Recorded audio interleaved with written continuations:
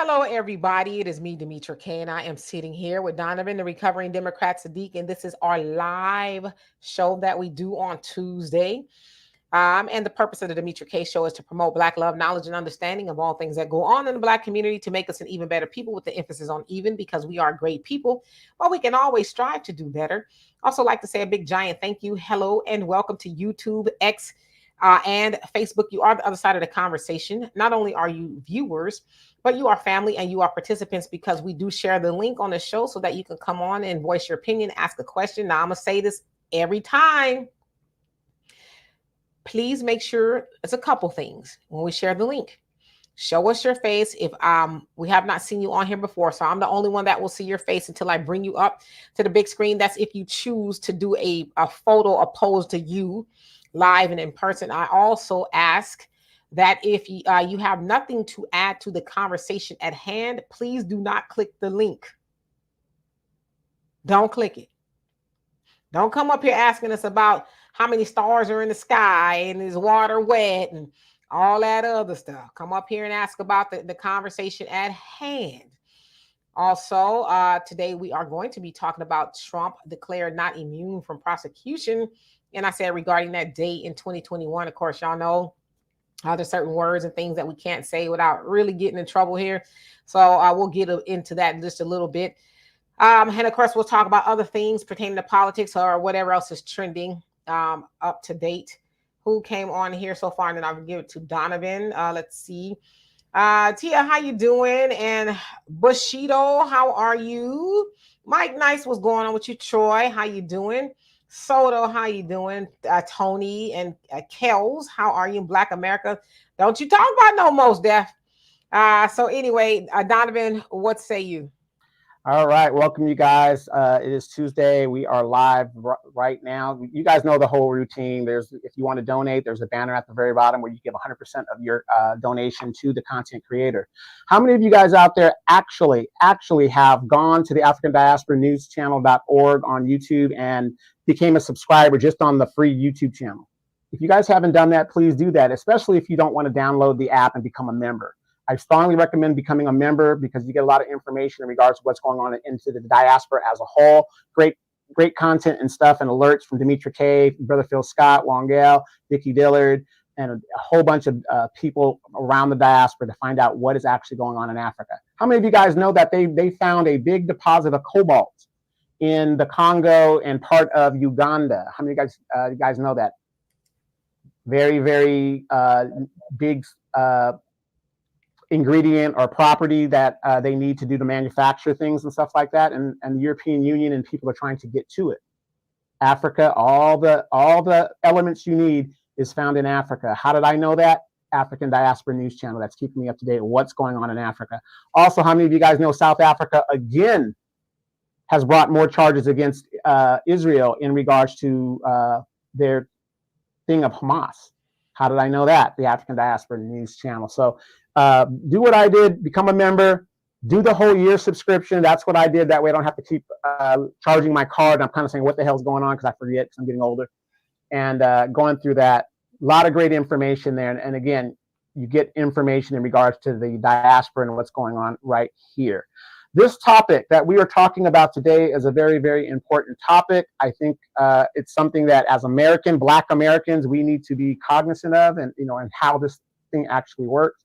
And also, real quick, my best friend and my dog Belle, she did pass yesterday at 10:30, and I'm dealing with it. Thank you guys that have sent condolences and everything like that. But let me say this again. If you do not have insurance on your animals, there's different kinds of insurance you can get. I went back and checked my policy. Belle's taken care of. I've done all that. She will be buried with full military honors at the National Cemetery here and be buried with me when I die. But I went back and I checked 2 of my cats. I had accident insurance, right? Only $8 a month. So if they got in an accident, like they got ran over, broken bones or something, they would be taken care of. I upgraded their thing. I have 4 cats. I'm paying about $30 a cat for full wellness insurance. Full wellness insurance. So that's something to think about. If you have a loved one, whatever, and you don't want to go through the point of, oh, I don't have enough money, whatever, please get some insurance. Please, trust me, you will thank yourself later. Yes, 8, 9, 12 years are going to go by before you even really have to use it. But when that animal becomes elderly, you are going to wish you had that insurance. Trust me. So please, I'm a big advocate about it. And I just think that if it comes down to Fluffy, who's only 4 years old, because she's got this injury that could be fixed, but you don't have enough money, you got to put it down. What a terrible decision to have to make. So anyway, let's get into this topic, because also we're going to talk about Joe Biden's 97% victory in South Carolina. Yes, the Democrats are coming back. I told y'all, quit sloganizing. Told you the black people are going to come save democracy. I told y'all. Now, on that catfish, anybody want catfish? I got some and all that other good stuff. So just let me know. I love some catfish. Do I get hot sauce with the catfish and some hush puppies and coleslaw?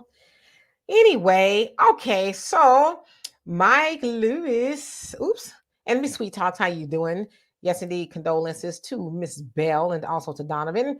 Mike, you say, what's the name of the insurance you use for your cats? Okay, so Donovan's going to put all that in there. No reparations, no vote. How are you doing today? All right. So if you have been following the news or you haven't, I'm going to do my best to fill you in. So former President Donald Trump, as you guys know, is facing, 91 court cases due to a whole host of things. Some of them are starting to wind down and settle and all that other stuff.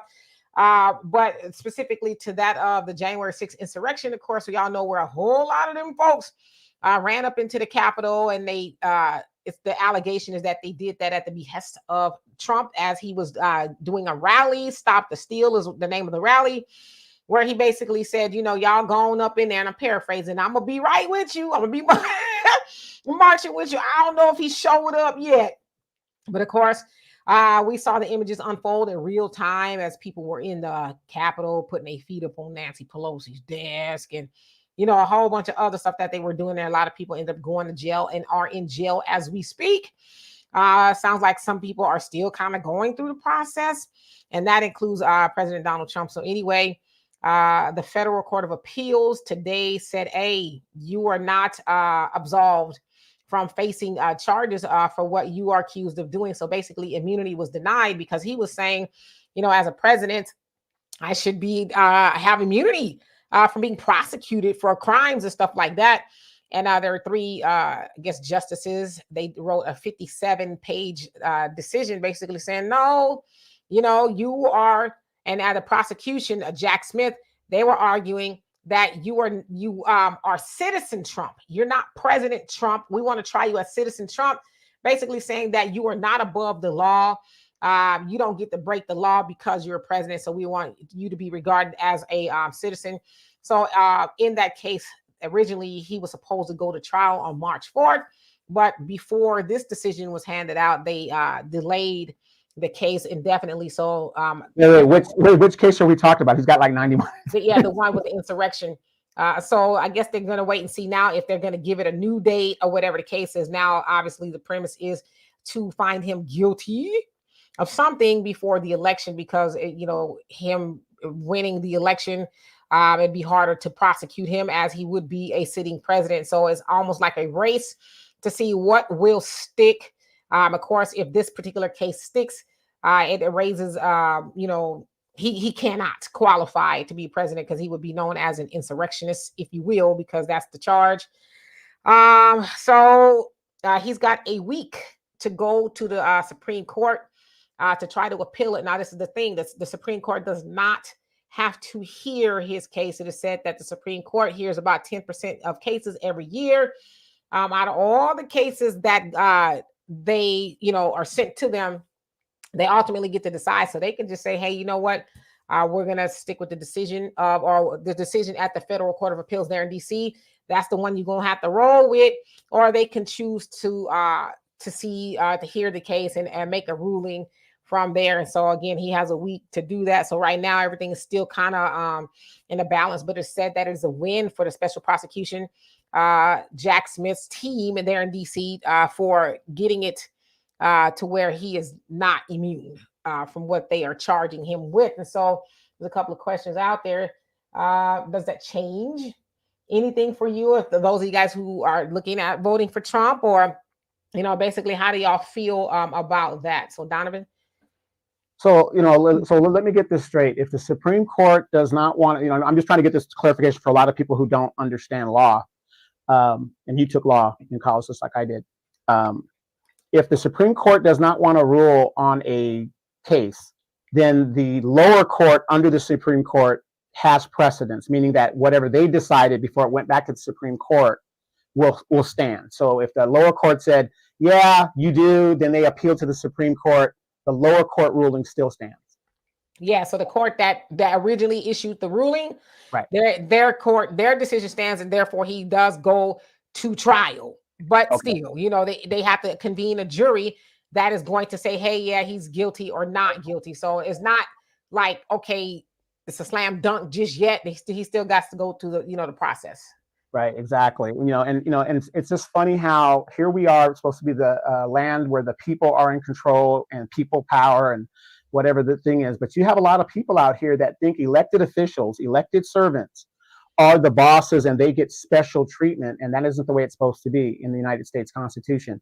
No man or woman is above the law, supposedly, whatever. But we know that when you got money and that makes a big difference in your case and how you could deal with that. If you don't believe that, go sit down in a family law court or any civil court or any criminal court, and you're going to see the difference in how people who have a lawyer, and I'm not talking about a public defender, I'm talking about a lawyer that they're paying for versus that. You'll see the difference in some of the outcomes and some of the leeway that kind of goes out. Now, for me, who's going to vote for the Republican nominee, this is why I think Nikki Haley is staying in the race, because if Trump is indicted criminally and loses some of these cases, a lot of people can't vote for a convicted criminal to be president. It's not going to stand and all this other stuff. So for me, if Trump is not the nominee, I'll go with who the nominee is. Nikki Haley is the thing. I'm going with the Republican nominee because I'm doing a punitive vote against the Democratic Party.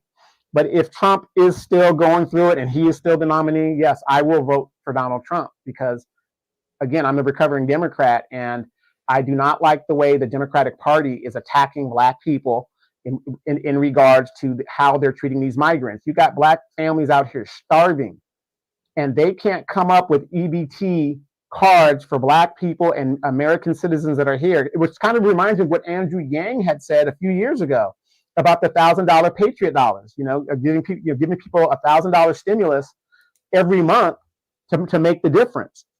But no, that's socialism. Oh, we can't do that. That's socialism. But here it is, illegal people who broke our laws that come into this country. You can solve their homelessness. You can solve, and do you guys understand why they're giving them EBT cards? In New York, the food that was provided to them, they didn't want. It wasn't their native food. So the Democratic representatives, you got to remember this. This isn't Republicans. These are Democratic representatives said, oh, we'll give them EBT cards. That way they can get the food that they want. I wish I could go to a food pantry as a homeless person and say, what are these beans? I want steak.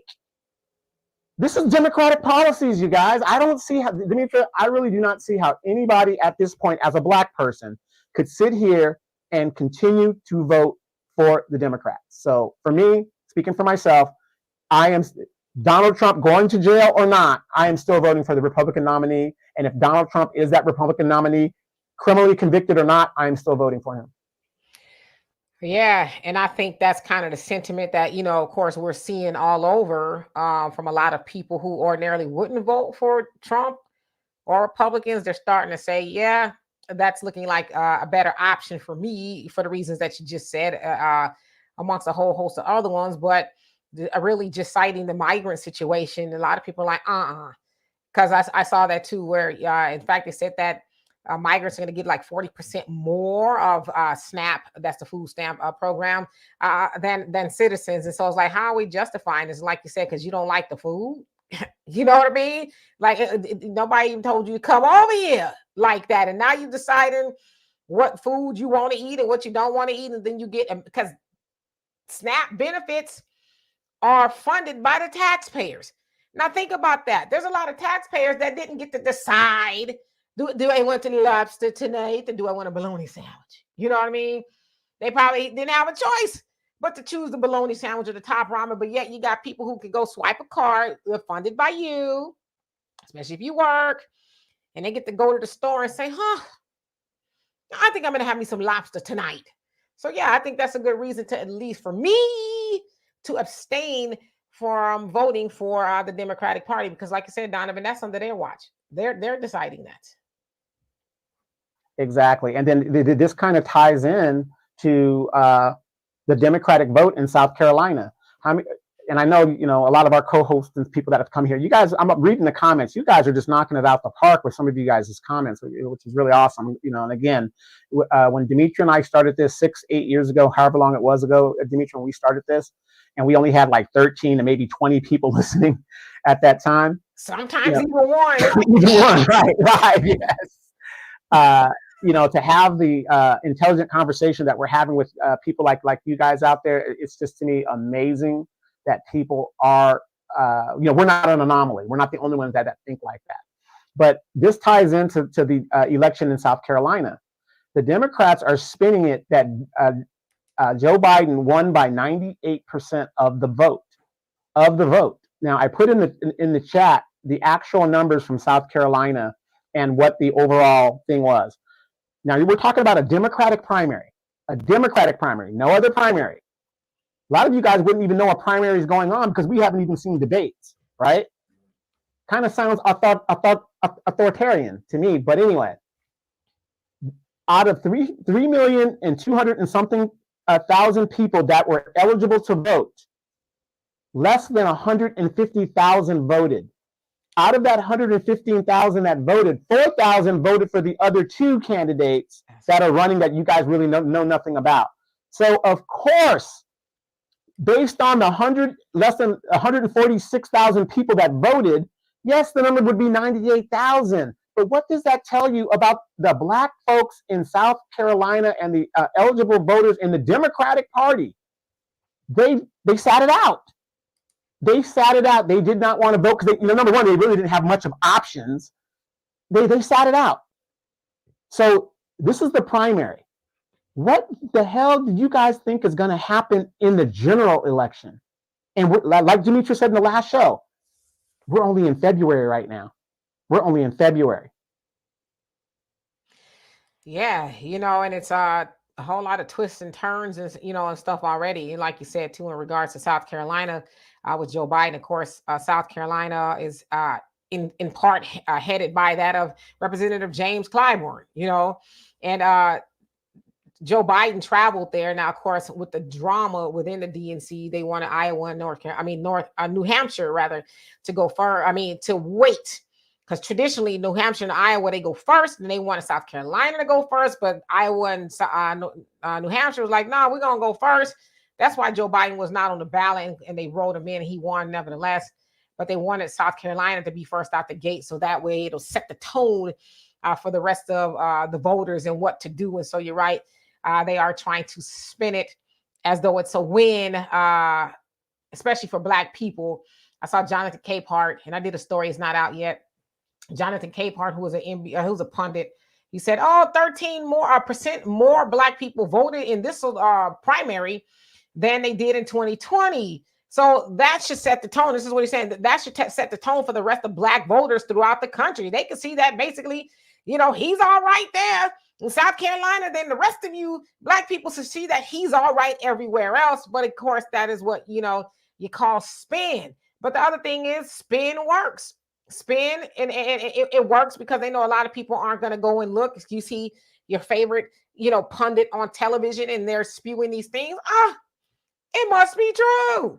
Well, if they're voting like that in South Carolina, then I'm gonna vote like that too, right? But of course, you should do your own research and see. But Joe Biden has been in office. This is his third year, going on his fourth. And he said that he was going to stand by Black people. He said it on the day that he won the election, and he hasn't stood by Black people yet. So I don't know. I don't have a reason to go and vote for more of nothing. I don't know. Well, since he didn't stand by us, I mean, why should we stand by him? It seems like to me it's a tit for tat type thing that's going on. We're not showing up to vote.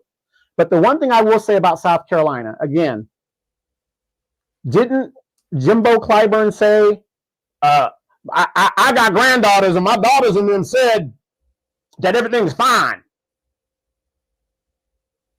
Tea leaves. This is an indication of what is going on and what is going to happen. If the Democrats are not shaken right now, because again, they cannot win without the black vote. Now, I'm not an advocate of Fox News and all these other things, but I went there. Even Fox News said that the black vote is the determining vote. If they can't rally black people above 22%,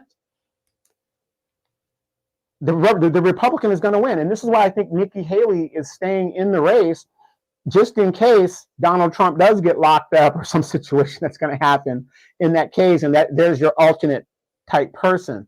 But even the Republicans themselves now are galvanizing black votes to remind black people what the Democrats haven't done for them. So, I mean, even they see that the key is the black voter. Because if it isn't, go to the migrants. You're giving all these resources and stuff to these illegal migrants. Oh, that's right. They can't vote for you, but you're giving them all the resources. So, okay, but they can't vote. Go to the Asians. Oh, that's right. There's not enough Asians to make the difference. Okay, let's forget the Asians. Go to the LGBTQ. Not enough of them either. Okay, well, what about the Dreamers? Not enough of them. So, again, make it make sense. You don't do nothing for black people.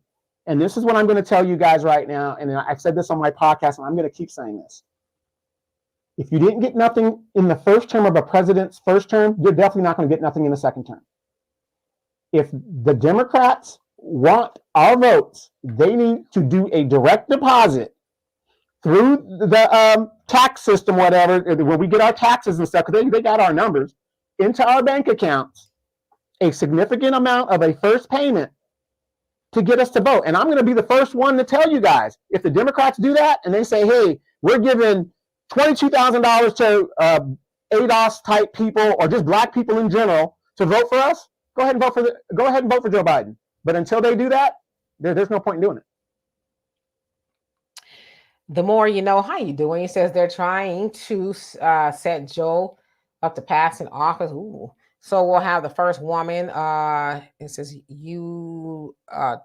26 Indian president. I'm not sure what that last one woman. Yeah, I mean, and that's why too, a lot of people are saying they're kind of fearful. They don't want Kamala to be president. And I don't know, just kind of, we're not doctors or nothing, but we're looking at Joe Biden and some of the speeches that he does and some of his behaviors, it's really questionable, right? What is he, 80? He's getting ready to be 80.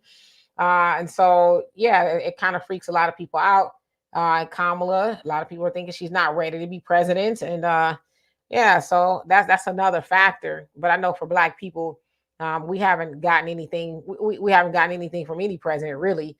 But, especially when they stand up there talking about, you stood by me, I'm going to stand by you, which we knew it was a lie, right? But then we see them doing for everybody else. And I don't know if y'all saw, too, California came up with some recommendations as far as reparations. And what's her name? Kamala, I think her name is. She's on head of the committee. She posted on her Twitter. And I saw it, and I was like, I asked her. I don't know if she answered me back.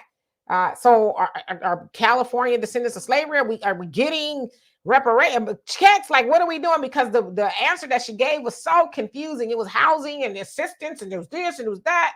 It was hair, our hair acknowledgement. It was the stuff that had nothing to do with reparations in general. Reparations. What if you're bald? What if you're bald? Exactly. Yeah. What about us follically challenged? What about us? But again, that is the swerve that they do. New York, they have a reparations committee because they do this because they know we're going to get all excited and all this stuff, but we're not doing that anymore. Out of all the people that voted in South Carolina, they interviewed an elderly black woman. I'd say she's in her 70s.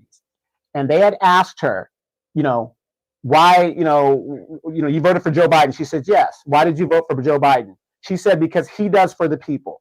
Now, unfortunately, the reporter didn't follow up and say, Give us an example. What has he done for the people? Because I can almost guarantee you she couldn't articulate what Joe Biden has done for the people. Again, one of our main problems is, and I'm not trying to crap on the baby boomers, just, some of the baby boomers are just totally lost in the aspect of they don't give a damn about the generations behind them. They don't give a damn. This lady, how could you say that Joe Biden does for the people when if you look at his congressional record, everything that he has put legislation-wise has hurt Black people for the last 50 years. He still has not repealed the 1994 crime bill, which he can do by executive order and have it nullified. But he isn't going to do that. So he'll be 82 in November. Yeah, they said they're making him the oldest president, I think, even to this point. But so if he wins another term, he'll be 86 years old. You know what I mean? It's like. But isn't that crazy? We used to think that Ronald Reagan, who was the oldest elected president at the time, that that guy's super old. We thought Ronald Reagan was super old. Compared to this guy, I think Ronald Reagan got this guy beat by like 10 years when he was initially elected. Right. Hello, Curtis. She says, Google Kamala Harris. It's T down. I'm not sure what that is. And Damon, you're saying it's California with 3 Ks. Yeah. I mean, mind you, there's a Black woman, Kamala, I think that's her name. Something like Camila or something like that, who was at the helm of the Reparations Committee to study there in California. And like I said, if you go on her page, it's just a whole bunch of, basically, y'all ain't getting no money. Okay, that's basically what she's saying. And people are asking her, and she's like, well, in this SB, and it's like, no, is you ain't writing checks, shmoney, Skrilla. You know what I'm saying? Like, are you writing checks? We don't want to hear about this, the land and the down payment assistance and that. Is you writing the check? Yeah, are you writing the check? Like, and that's the other thing too, is like, then she's saying, somebody challenged her and said, well, okay, everybody else, the Asians and the Jewish community, they got reparations. She says, well, they had a board and this, that, and the other, the witness. Like, well, what was y'all doing? What was y'all doing with this reparations committee for 2 years? And so now you're saying y'all decided that you didn't say what it was, but now we got to go fashion a board of people to ask y'all for some money. So it's like, I thought that's what y'all was doing. So basically y'all playing with people money because y'all wasn't doing that for free. And you're playing in Black people's faces. And it's an insult. It's an insult to think, oh, well, so y'all got something. If I go buy a house, if I'm a Black Californian, okay, born and raised in California, do I get a free house? Or are you going to is it this down payment or whatever it is? Because as Donovan said earlier, it's about $800,000 on average to buy a house in California. So, I mean, the down payment, I still got to pay the mortgage and how much, you know what I'm saying? So it's just a bunch of bull caca, and it pisses me off because it's like y'all have all these committees to lure Black people in emotionally, and then you come up with this bull caca nonsense that means nothing. Right, and then and these committees are formed. Guess who they appoint to the committees? Their friends. So you're talking about $200,000 that these people are going to make at the end of the committee when it's all done, said and done, whatever. And then also it wastes time. 2 years will pass, whatever. And then at the end of 2 years, you're still at square one. Real quick, I'm seeing Abdullah Ali Muhammad has a comment there, and and I love it, brother, and I love it. Like I said, we're here to have a conversation. He says, I don't hear none of y'all asking Donald Trump for reparations, a crime, a hate bill. Yeah, just want to vote. Well, brother, why should we ask Donald Trump or the Republicans for anything when they're not the ones that come out to court our vote every 2 to 4 years? We know they're not going to give us anything. So why would we, as Black people who vote overwhelmingly as a block, 96% of our vote as a people, and we're the only group that does it, go to the Democratic Party? If what I'm saying is not true, why is it that they're panicking about Black people not stepping up and saving democracy? We don't need to talk about the Republican Party or what they're doing because they don't come asking for our help. They don't. And the Republicans know this. If Black people sit out this election, they have enough support in their base alone to win the election outright. So they want us to sit home, which is great. That's fine. But again, our people, and let's be real with ourselves, we are at the bottom of the economic and social chain here in the United States. So if anybody has nothing to lose, it's us. It doesn't matter if the Republicans win or the Democrats win. Neither party is going to do anything for us. It's obvious the Democratic Party ain't doing nothing for us. So either sit it out or be punitive like I am and just, hey, it don't matter. We're not going to get nothing anyway. Everybody's being stepped above us. So that's why we don't need to ask Donald Trump and the Republicans for anything, because they never promised us anything. But who did promise us stuff? Did we get a commission, a George Floyd bill that had teeth? Did we get a crime bill? These are things that Joe Biden promised. Did he do student debt forgiveness? I mean, we could go on a whole chain of things that these people promised and they did not deliver. Republicans ain't promising us nothing. They're saying, hey, it is what it is. So that's why. But great question. I like that statement. DSB, thank you so much for the donations. We love and appreciate you for that. And let's see here. MC Fact, you say, and how you doing, by the way? It says Trump wanted to do the platinum plan, which is true. He did want to do that. I don't know if anybody can count that as reparations, but it was something specifically for Black people. Also, he did meet with Ice Cube to look at the contract of Black America. The Biden administration did not do that. So just putting those things out there, y'all can do with it what you will. And Star Child, did I say hello to you? If not, hello, how you doing? Okay, so let's see here. Brother Don, you say the damn Californian Babylation Committee, they're like a bad divorced father who always promises to pick you up for visitation that never comes. Well, damn, Yeah, but that does make me mad. Not that I was thinking anything else would really materialize out of that. Like, I wasn't really thinking. Hello, Urban Community. How you doing? And the more you know, it says 96% is absurd. Talking about in South Carolina. Well, it's if you really look at it, he was going up against that of Marianne Williamson. She ran in 2020, but she doesn't, God bless her, okay? And then another Democratic candidate, Dean Phillips, I think he's from Michigan or something like that, or somewhere. They got 2% apiece. So he wasn't going up against another behemoth, if you will, with a giant war chest or somebody who was more of a worthy opponent, not diminishing them, but that's not surprising. It's not like he was going up against Barack Obama or somebody like that. So, you know what I'm saying? It's not surprising, but yeah, you're right. Hey, Common Man, how you doing? Yeah, but not like I said, not that I was thinking that anything really would materialize out of the California Reparation Committee thing. But it's like they put a Black woman up there to deliver the news. She gonna, y'all getting something, y'all gonna get this, y'all gonna get that. But everybody keep asking her, listen, lady, is a check rolling out? Are y'all printing up the checks as we speak? And talking about, basically, it's up to y'all to submit and why you are American descendant of slavery or somebody from California. That's up to you now. It's like all that y'all was doing. Y'all couldn't figure that out. Y'all know who the hell is a descendant of slavery, especially in California. Y'all know that, but see, you know why? This is the other thing they kind of know too. They know, and this is no shade to us, but if they put all these hoops and fires and burials and all this other stuff in front of us, most of us are going to say, hell with it. But nobody else had to do that. No other community had to go through all of that. And how long? I mean, what the Holocaust happened in Germany. It ain't happened over here. You know what I'm saying? Now, the reparations for the Asians, yeah, okay, whatever. However, the biggest tragedy and horror that has been exacted upon anybody on this planet is the American institution of slavery. And in some respects, it's still kind of going on. But yet, we going to get a down payment assistance?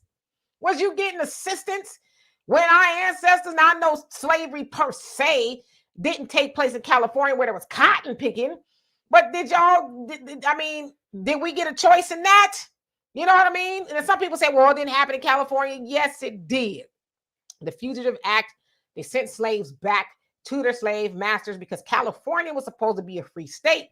If you was a slave, went there, and then your slave master found out you were there, they say, hey, California, you need to send back my product. And they did. Also, slave owners that moved from southern states to California and brought their slaves, they were allowed to keep them You know what I'm saying? And a whole host of other stuff, land grabs that's still being vindicated to some degree today. Bruce Beach was one of the modern examples of land just taken from Black people and stuff like that. And so for her to get up on Twitter, because it's where I saw it, and then talk about y'all gonna get a down payment assistance for a house, she should really be ashamed of herself that she allowed Gavin Newsom, because that's the governor there, and all them other people to use her to that capacity. And then when people are asking her, what are we getting money? Well, who's on first?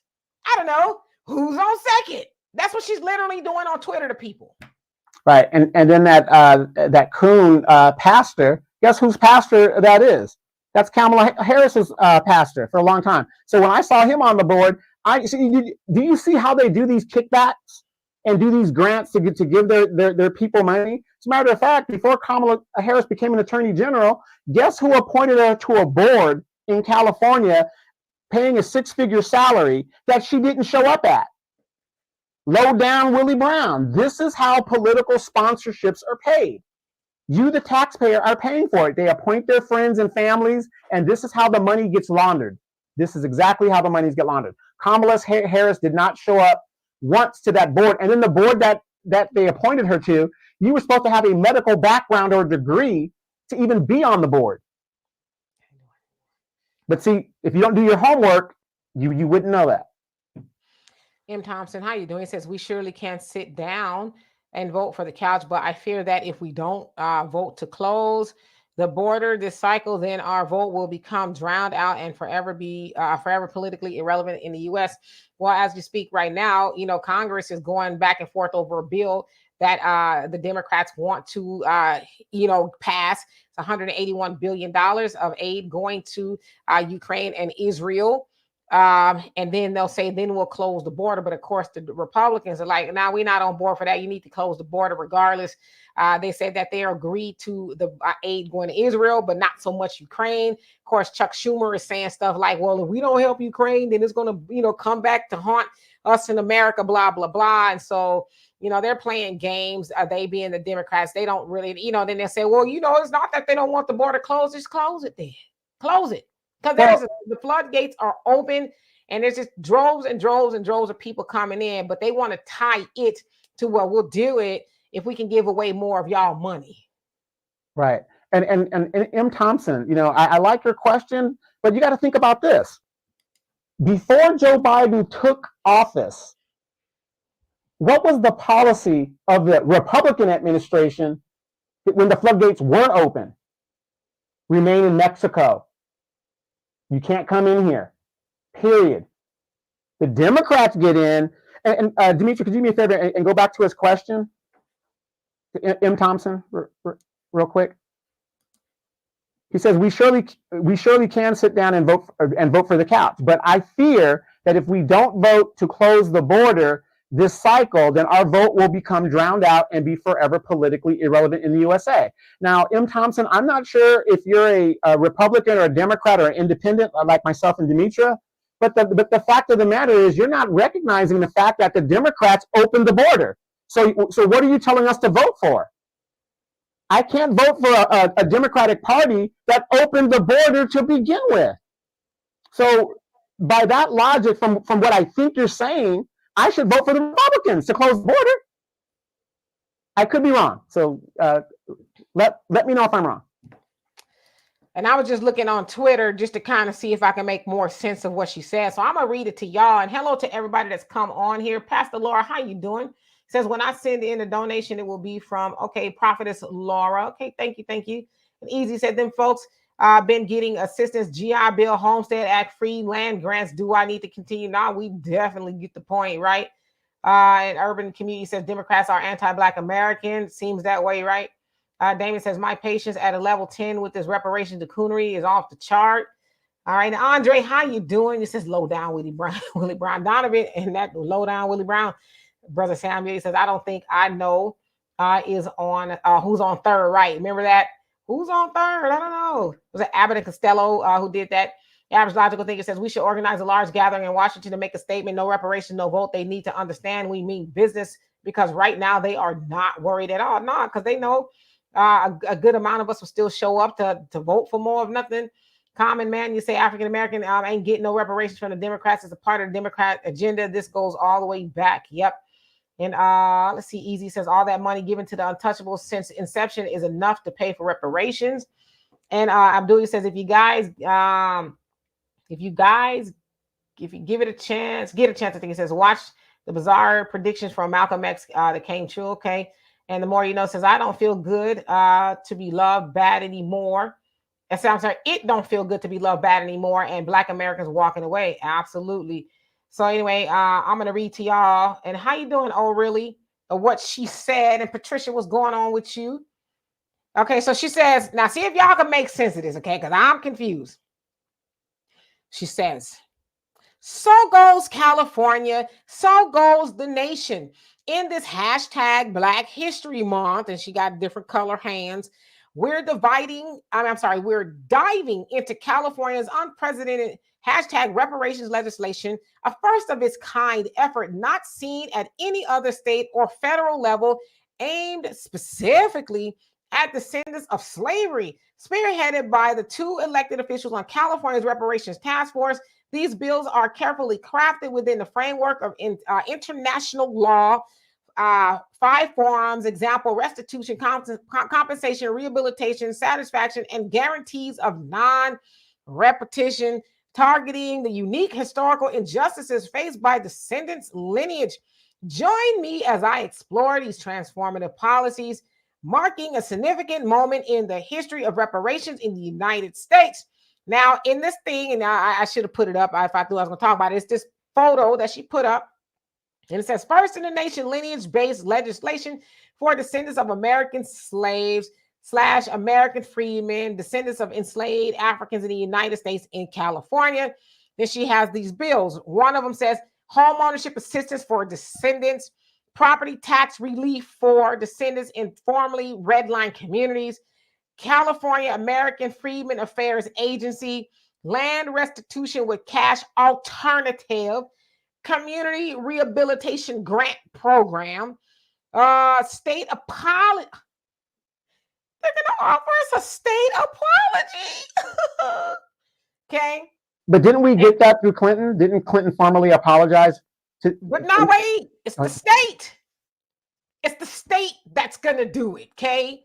And then the last thing says STEM education grants for descendants. What does that even mean? Can I cut you off real quick? Being a Californian, I kind of read that bill because, you know, I have a lot to gain from it, right? How come she didn't mention in the recommendations, they recommended $200,000 per California resident that is ADOS in cash payment? How come she didn't mention that? Because that is in the report. Because that means we ain't going to get it. You know what I mean? That's what they says. You listen, you want to buy a house? Well, not down payment, okay? Down payment assistance. So that might mean we're going to give you 5% of the down payment required. Anybody knows you buy a house, they want you to have about 20% down. You know what I mean? So if you're buying $1 million house, you're looking at $200,000 down payment. So they're going to, you know what I'm saying? Like, what does any of that even mean? And then STEM, what does this mean? I have a Black niece right now that's in the STEM program, has been there since she was in the 6th grade. She's 11th grade right now. What does this even mean? And by the way, she is working on teleportation. So instead of taking airplanes, she's going to do she's working on teleportation to like a fax machine.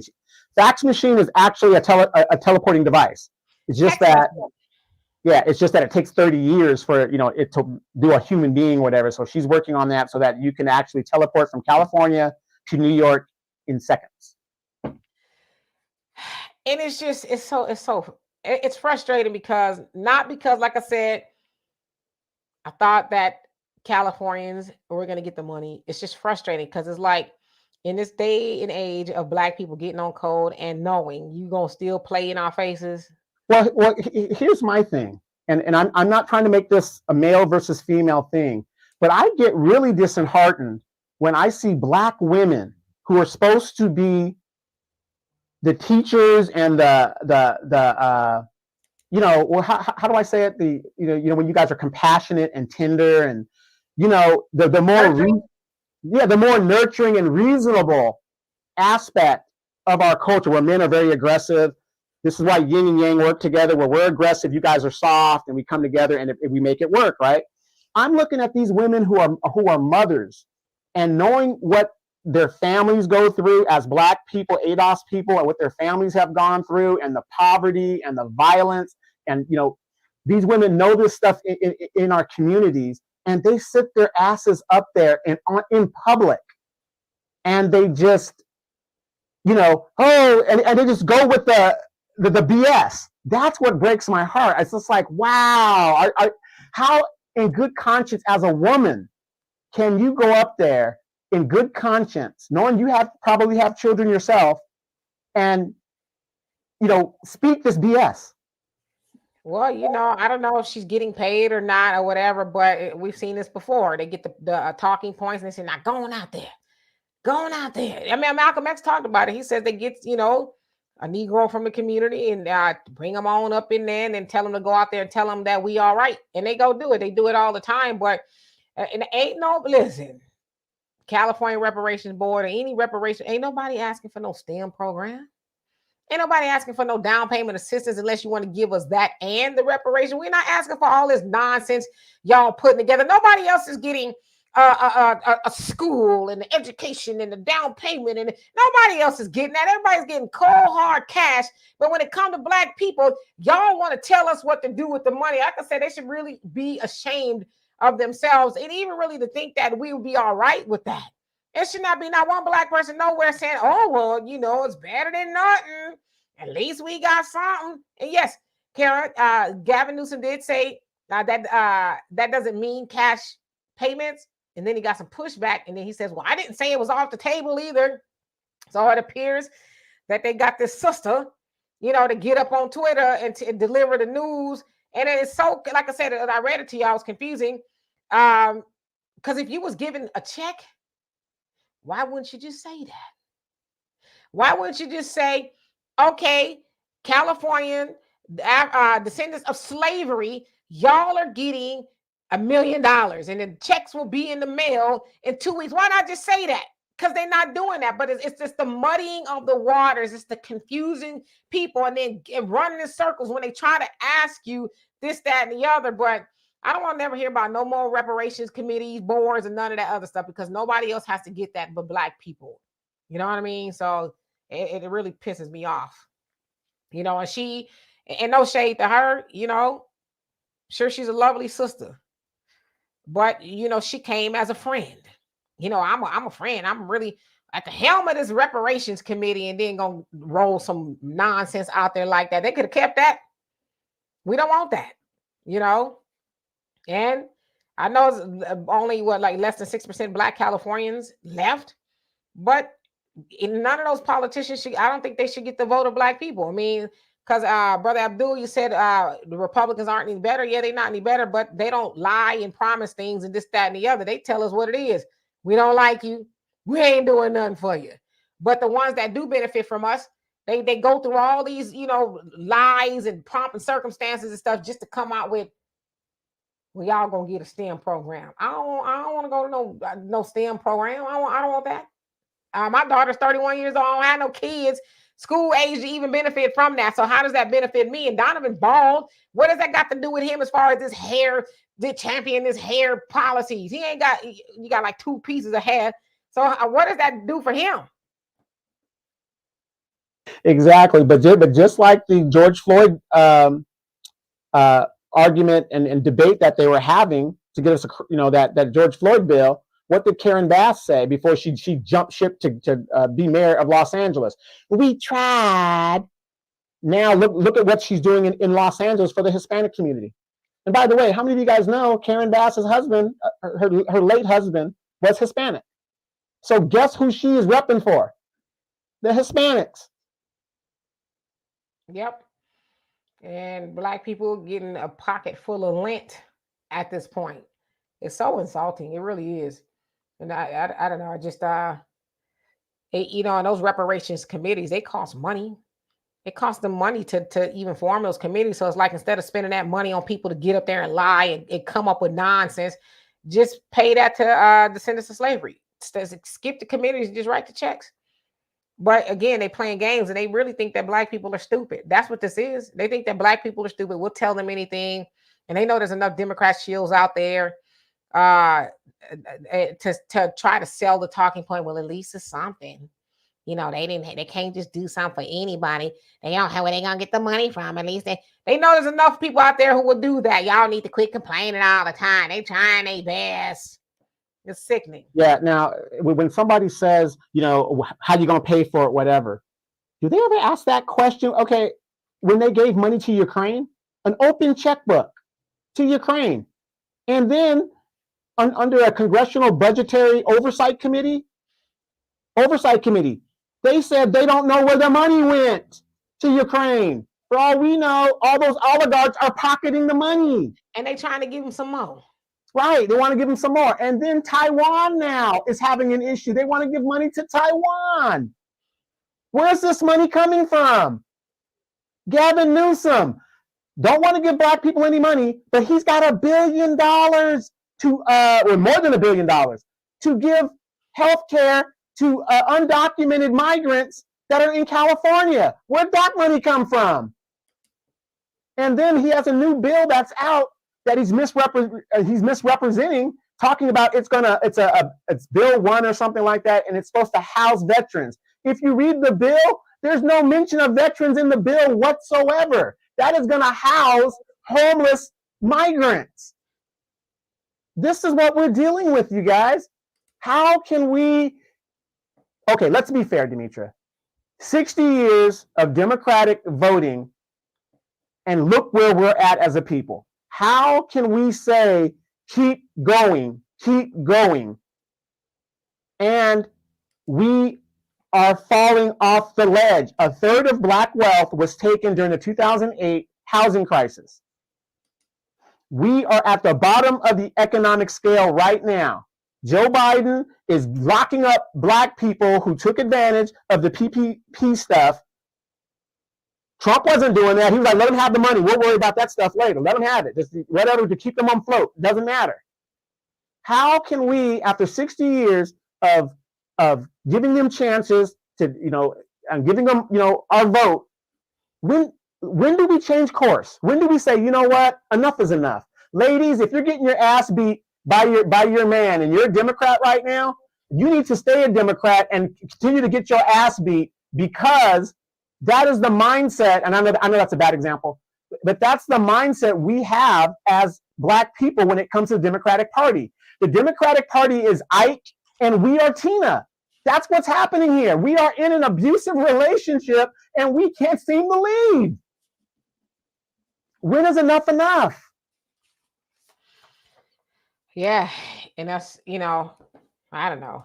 It does get exhausting, Donovan. It gets exhausting because it's like, it seems so simple, but I guess it's not. I guess it's I don't know. Maybe we're just, like I said, not of this planet.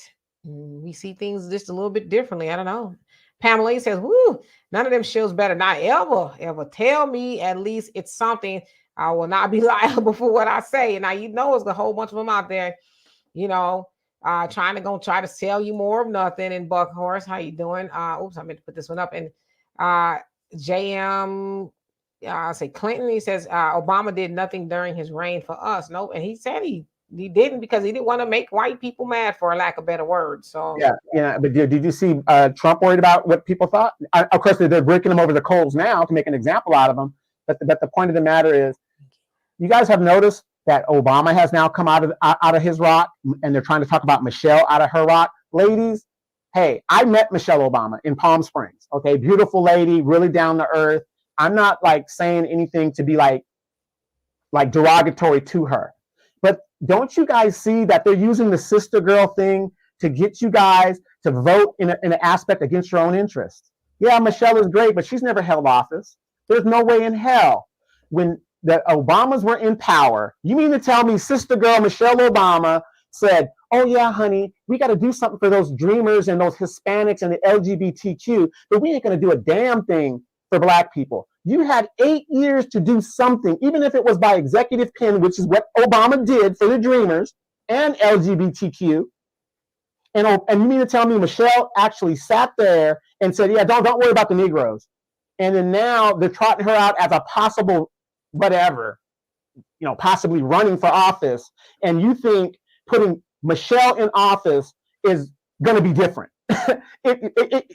Hypothetically, if she became the president, it's going to be different with Michelle. Wait. Wasn't Joe Biden Obama's vice president? So if he was on the Obama team and he ain't doing jack for black people now, that doesn't make sense, people. We got to stop falling for the okie doke and just call it for what it is. We are in an abusive relationship, and I want you guys to remember this scene from What's Love Got to Do It. Remember when she was running out of the hotel? That's what we need to do, okay? Let's get out of the hotel. We need to be the one in the back seat when she had enough. Right. Let's do that then. Let's do that and then run out of the hotel, okay? Beat the crap up and then get out of the hotel. Yes, indeed. DSB, thank you once again for the donations. You coming through this evening. We love and appreciate you for that. Alonzo, how you doing this evening? And the average logical thinker, thank you so much for that. We love and appreciate you. He says, keep speaking truth to power, DK and DS. We trying. It gets exhausting, but oh yeah, you know what? I spent the weekend watching your content as well. Y'all check out your average logical thinker. She on it. And it's not average thinking. And it's not average thinking. No, absolutely not. So yeah, check her channel out. Saturday, I was in the kitchen cooking and stuff. And I was like, let me check her stuff out. So I listened to a few of your videos. So yeah, keep speaking truth to power as well. I like the way you think. And the mirror likes me. It says Kamala will be in her Timberland boots, bumping some Tupac soon. You know what I'm saying, Fife? Wait, and it's cold right now, so she gonna have them greens ready, them glory greens out the can. The glory greens, right? You know, like I said, her husband ain't never had no greens in his mouth, not none with some seasoning. Now he might have some of Kamala's, some curry greens or something. I don't know, but he just don't strike me as a pot-looking cornbread type of man.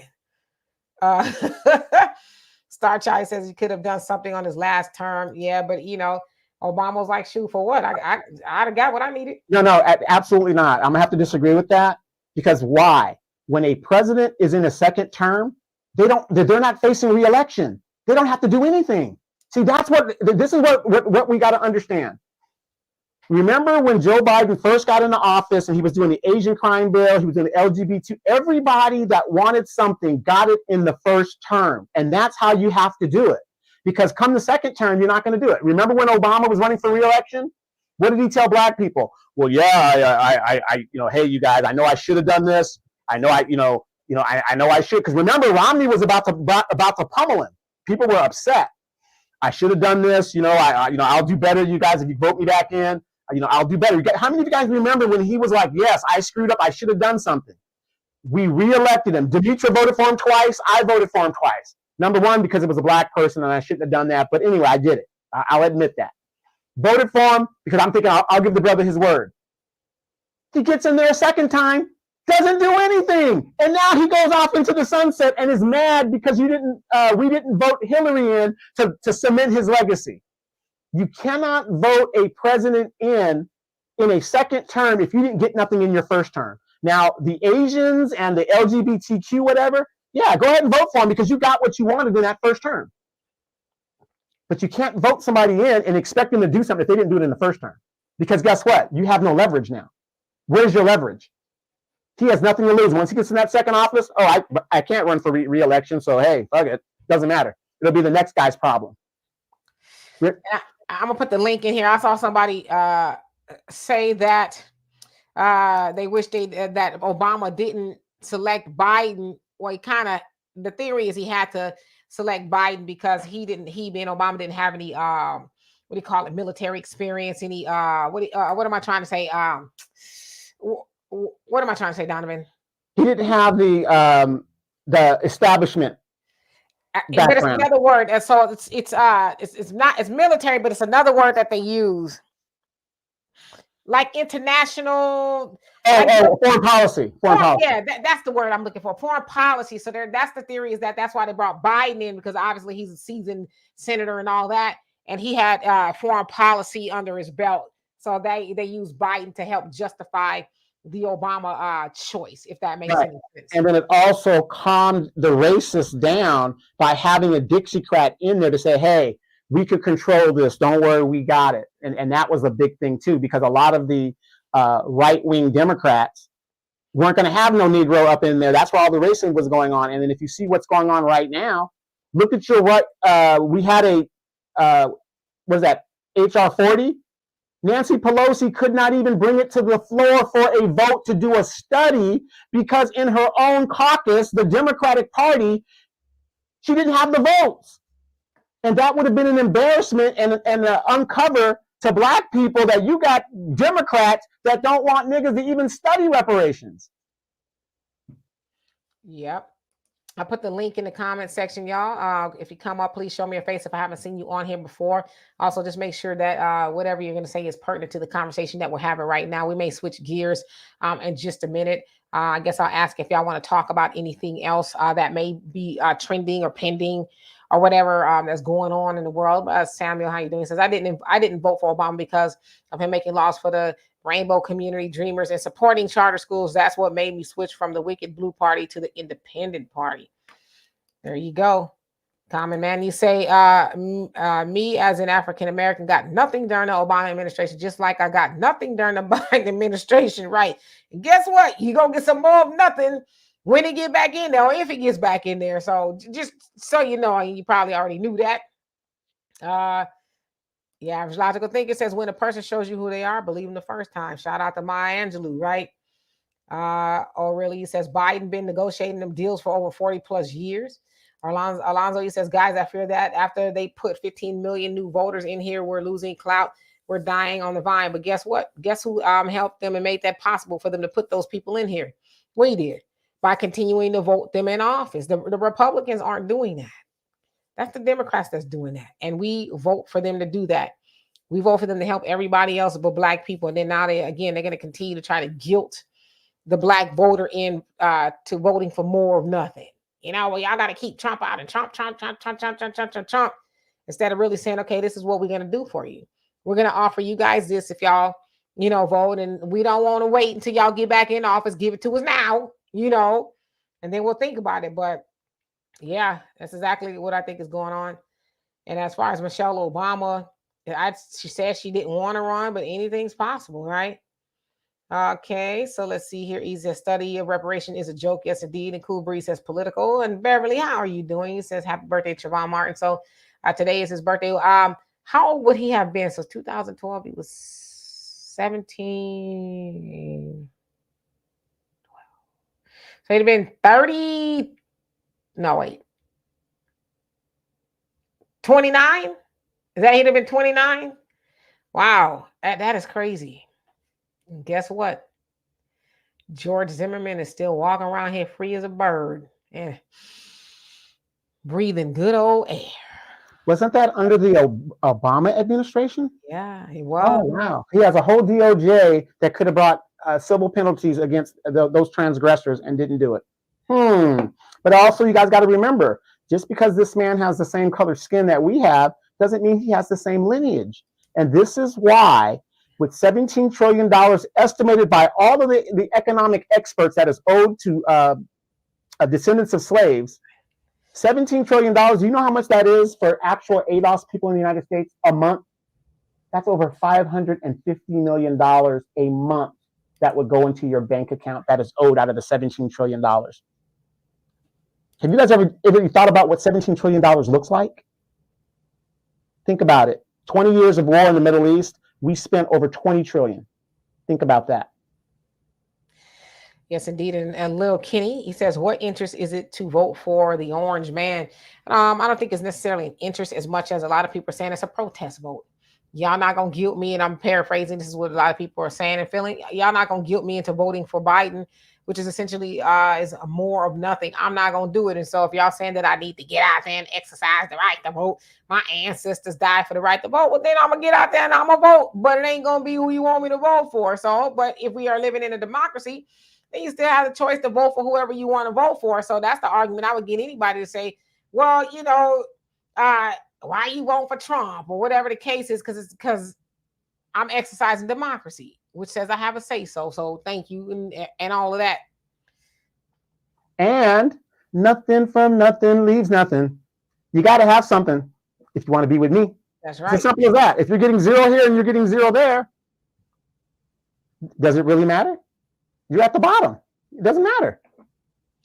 Yeah, and jacked up tone. I think that's what it is. How you doing? It says Farrell said that, pointed out how they deliberately blocked Obama to 82 times in Congress, almost as much as all white presidents put together. Not true. Not true. When Obama came into office, he had a super majority. When Joe Biden came into office, he had a majority. He could have done anything he wanted. Obama had a super majority in the Senate.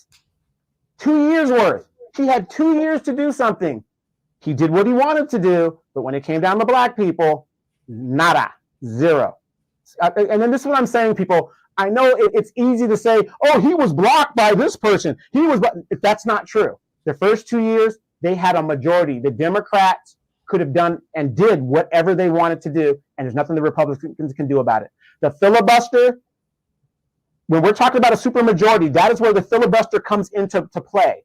When Obama came into office, he had a supermajority, meaning he had more Democrats in the Senate than he did Republicans. So he couldn't have gotten blocked, and he controlled the House. That's what we're talking about. There is no filibuster in the House. There's no such thing as a filibuster, only in the Senate. And Obama had that and didn't do anything. Joe Biden came into office. He did what he wanted to do. He gave those other groups their stuff. Then he loses office and he goes, oh, well, see, they're blocking me and this, that, and all this other stuff. You explain to me how a Asian senator from Hawaii goes to Biden and says, if we don't get a bill, your agenda isn't going anywhere. They got a bill. But yet, Democrats will tell you we need to elect more Democrats into office to get things done. That is BS. That is total BS. Yes, indeed. And then, just going back to the whole Trayvon Martin thing, Obama did, he enacted the Blue Alert Act, which would alert police officers when their lives were in danger, like somebody was going around taking them out. Then he created the blue alert again for police officers. But, he gave a little speech about, as you said, common man, Trayvon could have been my son, but you didn't do anything to help protect them. And then they also said that police brutality especially went up even more so, and brutality of black people under the Obama administration. But then you have people say, oh, well, his hands were tied. He couldn't do this and that. Like Donovan explained, he did stuff for everybody else, while he was being obstructed. But yet, when it comes to us, that's the excuse. Thank you. That's the excuse that they give us. Well, the House and the Senate and the this and the that, and it's like, but that doesn't work for anybody else. It just works for us for some reason. Is that just apply to black people? I don't know. Dimitri, you need a civics lesson. Isn't that what they say? We need a civics lesson. Y'all don't understand. We need a civics lesson. Yeah, you don't know what the hell you're talking about, And it's like, okay. But that's code words for y'all too stupid to question anything. Just do what we say do. Stop questioning me and do what I say do. Y'all getting a little too, as my dad would say when we was in trouble, you're getting beside yourself. My dad used to say, you're getting beside yourself. That knew, and to this day, we're like, what does that mean when you get beside yourself? We really try to ponder that. But we knew back then that keep getting beside yourself, you was going to get it handed to you. You know what I mean? So that's what the Democrats, especially when we start to question and they say we need a civics lesson, that means you're getting beside yourself. Careful, boy, gal. Don't go questioning what we got out there for you. All you do is, I'm going to stick my arm out. I'm not going to question what's in the infusion. I'm just going to take the infusion. That's what they want you to do, And you get the question and stuff, you might get your foot chopped off like Kunta Kinte. I'm just saying. But yeah, that's what they do. The civics lesson. That basically is cold. Well, they'll be the first one to talk about. Well, you know, when our ancestors was dying for the right to vote, they had these things that they were doing to obstruct people from voting. These literacy tests and this, that, and the other. Why ain't this the same thing, kind of in reverse? When you question stuff, you need a civics lesson. Until you can prove to me you know what you talking about, you just do what we say do. It's like, and then again, these voting rights. Black people has no problem with voting rights. Everybody's got an ID. I don't know any of my friends that don't have some kind of form of government ID. Do you know what this voting rights thing is about? And this is how they know they got us in a trick bag and we're not thinking. It's to get these migrants to vote. That's what it is. We got to fight for voting rights. You know, the voting rights is being threatened. You can vote. Who's stopping you from voting? Who's stopping you? If you got a government ID, you can vote. If anything, you should be voting to protect election integrity. Yeah, a person should have to have a government ID. You should be able to prove you are a citizen of the United States. Who wouldn't do that? I can't go to another country and vote in their elections. They're not going to have it. But see, they get us in this trick bag. Voting rights, you know, it's a black thing. They're going to put you back in chains. Didn't Joe Biden say that? The man is a Dixiecrat. This is all he knows is these racial tropes. That's all this man knows. Voting rights is to give voting rights to these people who are here illegally. And just like was it M. Thompson or somebody said earlier, this is what's threatening to us by flooding the market and making us diminished. As long as we have the right to vote and they don't, it's not an issue. It's not an issue. You're not 8 million, they said about 8 million people have come into the country illegally. 8 million. That's a significant number depending on where you're at and all this other stuff, right? So they could change an election if they had the right to vote, but they don't right now because they're not legal. But the Democrats want them to be legal. So you mean to tell me you want me to vote for the Democratic Party that's going to water down my vote? Ain't going to do it. I'm not going to do it. Absolutely. Let's see here. Michael, you say, Demetra and Donovan, what do you say to older generations of Democrats when they say to both of you? I mean, stop being so demanding because we know better how to manage our finances. Well, I say, you know, I ain't gonna say that because I'm gonna get in trouble. I'm not gonna say that. I'm not gonna do it. I say God bless you. Yeah, God bless you. There you go. And I just move on. Yeah. God bless you. Yeah. That's actually an even better answer because I wasn't gonna get in trouble. Okay. And I don't mean to. So let's see here. I'm gonna put the link up again for those of y'all who want to add on to this conversation. Somebody said that's Roland. Is that what Roland says? Y'all need a civics lesson. That's the new talking points, new way of saying y'all stupid. Y'all don't know what you're talking about, so listen to me. That who else does that? I don't go to church, but that's kind of the hustle of pastors. And people sit up in the congregation. They listen to everything he says. And I guess you go to church, you trust your pastor's going to tell you the truth. The pastor could be up in there talking about today, we're going to swing from the chandeliers, okay? And then we're going to jump off of them and pray to God that we land on our feet. Yes, that includes the whole motherboard too. I know the average age of the motherboard is 90 years old, but y'all going to take a leap of faith, climb up this ladder, swing from the chandeliers and hop down on both of your feet. And you know what? There's some people who would do it instead of saying it's you out your rabbit ass mind. Because then they're taught to believe if I question the pastor, the ground going to open up and swallow me whole, you know? And the same thing with the Democrats and people like Roland, you know? Because you have not had a civics lesson. And even if we did take a civics lesson, it ain't going to be the one they want us to take. Oh, well, not that civics lesson. I'm talking about the civics lesson I wanted to give you. Fail. You know, so it's like they keep moving the goalposts on why you as Black people should stop asking questions. One thing I learned, and I've learned a long time ago, is ask questions. If you are unsure, ask questions. I even was told, which I kind of slightly disagree with, but I agree to some degree, there's no such thing as a stupid question, because if you don't ask, how will you know it's even stupid? You know? So did I put the link back up in here? Let's see. You did. I did.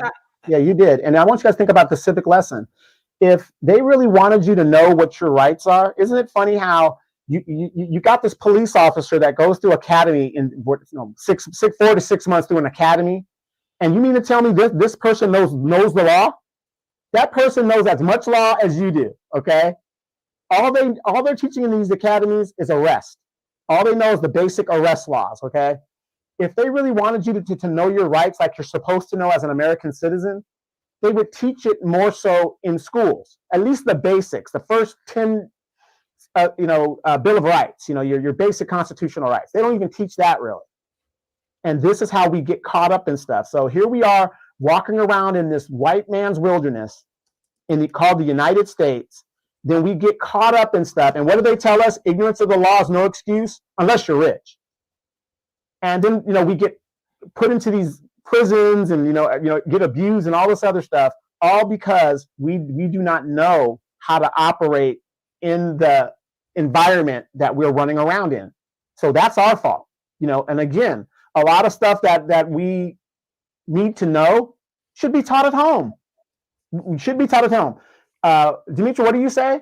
Knowledge of self. That's taught at home. No, not at the school. That's taught at home. Mm-hmm. And I know that learning about the government can be tricky, but there's the basics or whatever. But you got to understand too, there is power as beneficial for certain people and things in you not knowing. That makes any sense? Because if you don't know, then you're impressionable, and they could tell you what they think they want you to know. But when you know, you actually become adverse. You become the adversary to people who really want to try to sell you something that's not true. So when you're like, nah, it's like somebody, like I said, going to church and hearing the pastor say something ridiculous, and then they say, I'm sorry. I don't know if that's in the Bible, because it tells you in the Bible, studies show thyself approved, rightfully dividing the word of truth. It tells you that. So it basically says, okay, yeah, the pastor, he up there, he's supposed to be leading you the right way. But if you have some doubt, crack the Bible open and see for yourself. So there's power in you not knowing for certain things. And I would have ventured to say that's true for the Democratic Party as well. Black people stay ignorant. Listen to the lapdogs that we put out here, like your Rollins and your all the other usual suspects. All of them. But I'm talking about specifically the talking heads, for the Democratic Party. They don't want you to know. I've listened to Roland before, and like I said, I don't want to begrudge the man of his knowledge. He's very smart, but he's also a master at duping people by using a lot of rhetoric, and he's screaming and hollering and insulting people, because the last thing a person that really don't know wants to be is insulted or to make me feel like they're stupid. And so he knows how to wield that power over people so people don't question. And so what they do is get in line. Oh, he telling the truth. Oh, preach, Roland. You telling the truth. But then you could call the simple Simon when you ask the question of, well, why should I continue to vote for a party that's done nothing for me? Then then you get insulted. But I'd rather be called a fool, and find out for myself that I am a fool or I'm not a fool. You know what I mean? So I don't know. But again, just always remember that there's power in you not knowing to certain people, places, and things. They enrich themselves off of your ignorance. Yes. And I always remember one thing about this show, and this is one thing I can say honestly, that that we really do preach. We don't want you guys just to listen to what we're saying. We want you guys to research what we're saying. Is what Demetra say truth? Is what she's saying the truth? Who's that idiot black dude with the glasses, the bald-headed whatever he is that nigga be talking all kinds of crap? Is what he's saying true? That's all we're asking guys to do. Do your homework if you really think what we're saying is not true. Yeah. Rock, how you doing? And Michael, I saw you come up, but I won't allow somebody else to come up because I know, God bless you. Well, I know you're gonna come up here and ask the same thing, and let's try to get some new conversation going on. But come up to see us again. Rocky said, I guess Reverend Al is under pressure. He said on his show that the migrant crisis is an invasion. Oh, he finally said that, because before they were trying to talk about that we were migrants too. It was like, huh? I mean, they can't keep lying, because black people are saying, because they also know that their integrity, not that Al Sharpton's integrity and reputation was in check or intact. It's been under fire for a long time, especially within the Black community. But a lot of them other people, they're starting to realize that people are going to stop messing with them because you're flat out lying and just not choosing to talk about it. You can't say that you have a platform and then you just going to skirt different issues or not talk about them or gloss over them like Roland and his panel tried to do not too long ago, try to spin immigration as if though it was something good for Black people. It's like, huh? What do you guys say? You know, because they've been under pressure to talk about it for a long time. And then when he decided to do it, it was just some straight up nonsense. You know, he should not have respect from anybody at all at this point because he's wanting people to continue to vote for nothing. And I wonder why, Roland. Why? He blocked me on Twitter. So, you know, let's see. And skip down. And Miss Sweet Talk just says Black parents go too deep down the rabbit hole when teaching about self. He says we need our own schools to educate us also, like Muslim community and others. Yeah. I have a Muslim father. I was born into the Nation of Islam along with my siblings. My mom was MGT. So I don't know what that means, you know, as far down the rabbit hole, because I learned about stuff like my childhood and learning about stuff was so early. I can't even really remember telling y'all when I learned about sex. Okay. Because my father was talking about this not too long ago. I said, I don't ever remember having the birds and the bees conversation. I've never had that conversation with my parents. I learned about it in how you're supposed to learn about it, right? And of course, a knowledge of self. I learned about it from a very young age. Like I said, I don't remember like when I was 6, my dad told me that I'm, you know, a beautiful Black girl. I don't remember that because I've always remember that, right? I always remember knowing that, you know, the mama, the Black woman is the mother of civilization. I've always known that kind of stuff. So I guess maybe depending on what it is, the rabbit hole could be too deep. But every other community, they teach their children who they are before they even get into school. You know what I mean? Like I tell you all the time, my daughter knew when she more enough about herself than when she went to school that she was going to do things and that was reflective of her. I tell y'all the leprechaun story all the time. She painted her leprechaun brown like her. She didn't paint no pink little thing running around. She knew to paint it like her. You know, so we have, especially sending them to this American school system because they're not going to learn it the right way, which is why I take issue with the whole the African American studies that they are banning from schools. It's like, well, do you really want them people teaching your children about themselves? You should be doing that. So, well, when it comes to African American studies, when you're in school, and this is just my experience, we were slaves. A white man freed us. Then Martin Luther King came on and gave us civil rights. And then recently, Obama. That's pretty much Black history. As long as you think you've never done anything, you will never do anything. I didn't learn anything about Benjamin Banneker and all these great things that we've done in this country and all the Black Wall Streets from school. I learned it at home or reading on my own in the library. I remember I used to see Demetra and her girls with their little backpacks changing their clothes in the library. No, messing with you. Right. You ain't lying. And Pastor Johnson, he says, must read the word for yourself. Roland is a master manipulator and he loves to gaslight. Yeah. And I don't think a lot of people who watch him, I don't know if they realize that they're being gaslighted, if you will. I don't know if they realize that because I wrote my dissertation for my master's on rhetoric and propaganda. And I wrote, you know, my thesis is that it works on the ignorant, obviously, but I really delved into it. And that's what he is doing. You know, he knows that he's talking to people who don't know any better, right? And they'll just go along with it because it sounds good. We could dress anything up to make it sound good. I give examples all the time on here. Like, did y'all know that in the upcoming Olympics that they will have now allow people to twerk for competition? Did y'all know that? They are. It's a competition where they're going to actually have a female and male twerking competition. And they're allowing, obviously, all of the countries to participate in that. And well, how will Black American women ever win when you're going against the goddesses of Africa? We're hybrids here. How are we ever going to get a gold medal? I don't know. You do your best, you know, to drop down and get your eagle on and see how you make it do what it do. Now, of course, I'm lying. But if I was real, I really could sell that and somebody will believe it. Did you? Oh my God, they're gonna allow people to twerk in the Olympics. You know what I'm saying? You can make anything sound good. And I'm one of those people, I'm like, now that sound all right. But let me go look for myself. Let me go look for myself. And then usually it's some bullshit. Excuse my French. you know, and education is key. How you doing? Since I want to hear what Demetra thinks about Biden Unfiltered. I talk about it all the time.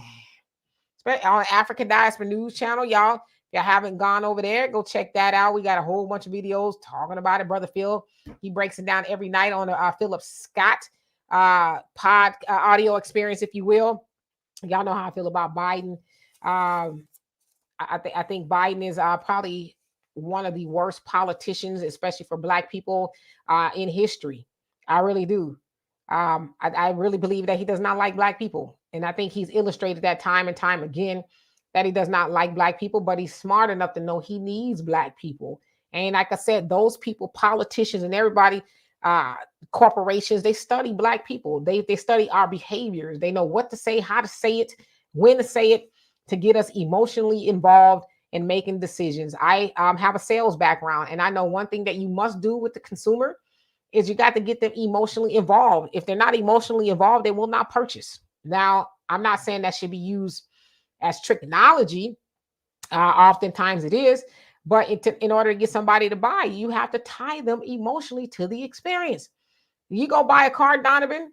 Yeah, you might because you're a technical dude, but most of the time, when a car salesman talks to you, they get you to smell the leather. Come on, get behind the wheel and test it out and see how it performs. They want to get you to drive that car. They want you to drive that car. Or if a man, you see this red Corvette. Oh, are you married? No, I'm single. Oh man, you'll be married in no time. This is a check magnet right here. Get in here. Let's take it around the block. They tell you about the horsepower and stuff, but they get you emotionally involved. Like a woman, she goes to buy a shop for some shoes, and it might be high end, and this will look good on your feet. Oh, this will go with just about any. What's your favorite color? Red. Oh yes, this is definitely gonna make that red stand out. This is just don't go in the Al Bundy shop. Right, But the point that I'm making is you get people to buy into an idea when you get them emotionally attached. So Biden is a part of that ilk. Politicians, I would say that they know how to do that, especially with Black people. Get up there and say, you stood by me. I'm going to stand by you. And notice he only goes to the churches and places where he knows he's got to, get emotional reaction from the crowd. He doesn't go into the hood. He isn't going out there and Democrats aren't even having debates. So what does that tell you? I mean, if this man's record is as great as he says it is, like most politicians, they would be out there trumpeting that at the top of their lungs anywhere anybody can hear it. But he won't even have a debate to defend his record in his first term. So what does that tell you? Right. So I don't know. I don't really think too many politicians like us, but I really don't believe Biden likes us at all. I don't believe Kamala likes Black people. I don't believe Obama likes Black people. I don't believe Michelle likes Black people. I think Michelle Obama, especially, I think she loathes Black people. Like she said, she was upset that we didn't show up for Hillary like we did her husband. It's like, and what you gonna do about it? But I think that a lot of them just tolerate Black people. As my father always says, you should go where you celebrate and not tolerate it. And they tolerate Black people long enough. I mean, and this is a case in point too. Like the Black people who go into the White House and help, they're on the campaign or whatever. Look at all the Black people, especially left the Trump administration too, but the Biden administration. Look how many of them have left unhappy because they realized they didn't like you either. They just needed you to serve a purpose, dupe Black people, and they got in there. Even Kamala, get back in that kitchen and pound those biscuits. Recently, Demetra, they hired a Black woman for the voting outreach. Could you please expand on that? Yeah, and I got a video I actually need to put up tonight, so you guys will probably see it this week. Her name is Jasmine Harris, and the Biden administration hired her. She is going to be the director of Black media. So basically, she's going to reach out to Black people using ads and campaigns and stuff like that. Because, they want to really impress upon Black communities to vote. And of course, they're going to talk about the things they have not done for Black people. And basically, they're going to pay her good money to lie to Black people, to try to trick Black people into more of nothing. Now, remember, she's the director of that. So they have what? They've studied how to appeal to the emotions of Black people. So that's what they're going to use. Appeal to emotions to get us to show up for more of nothing. So let me ask you this question. If democracy is on the line, if Donald Trump comes back into office, that's what they keep saying. Democracy's on the line. If they care so much about democracy, why aren't they running a candidate people can get behind? I think that has a lot to do with them having to admit they made a mistake, that Biden was a failed candidate, for one, for age. In not that an older person can't do the job, but it looks like to me he's got something going on other than, you know what I mean? Like it looks like it could be cognitive or whatever. And I just think that they would have to eat that. Like, yeah, we made a mistake, because when is the last time they actually changed? The DNC actively said we need to switch candidates, or even the RNC. When have they ever done that? Have they ever said to the incumbent, you can't run? I mean, unless it's like a Nixon thing and you doing a little Watergate, whatever the case is. But other than that, when have they ever said to a president, even with Trump and all the stuff he did or was doing, the RNC, they was like, yeah, he gonna go back up there again. And even now, it looks like it's the same thing. So they'd have to admit that they made a mistake. Right, but if democracy is really at stake and they're desperate to save it, why are they running a unpopular? And I know you just answered that, but I want everybody to understand.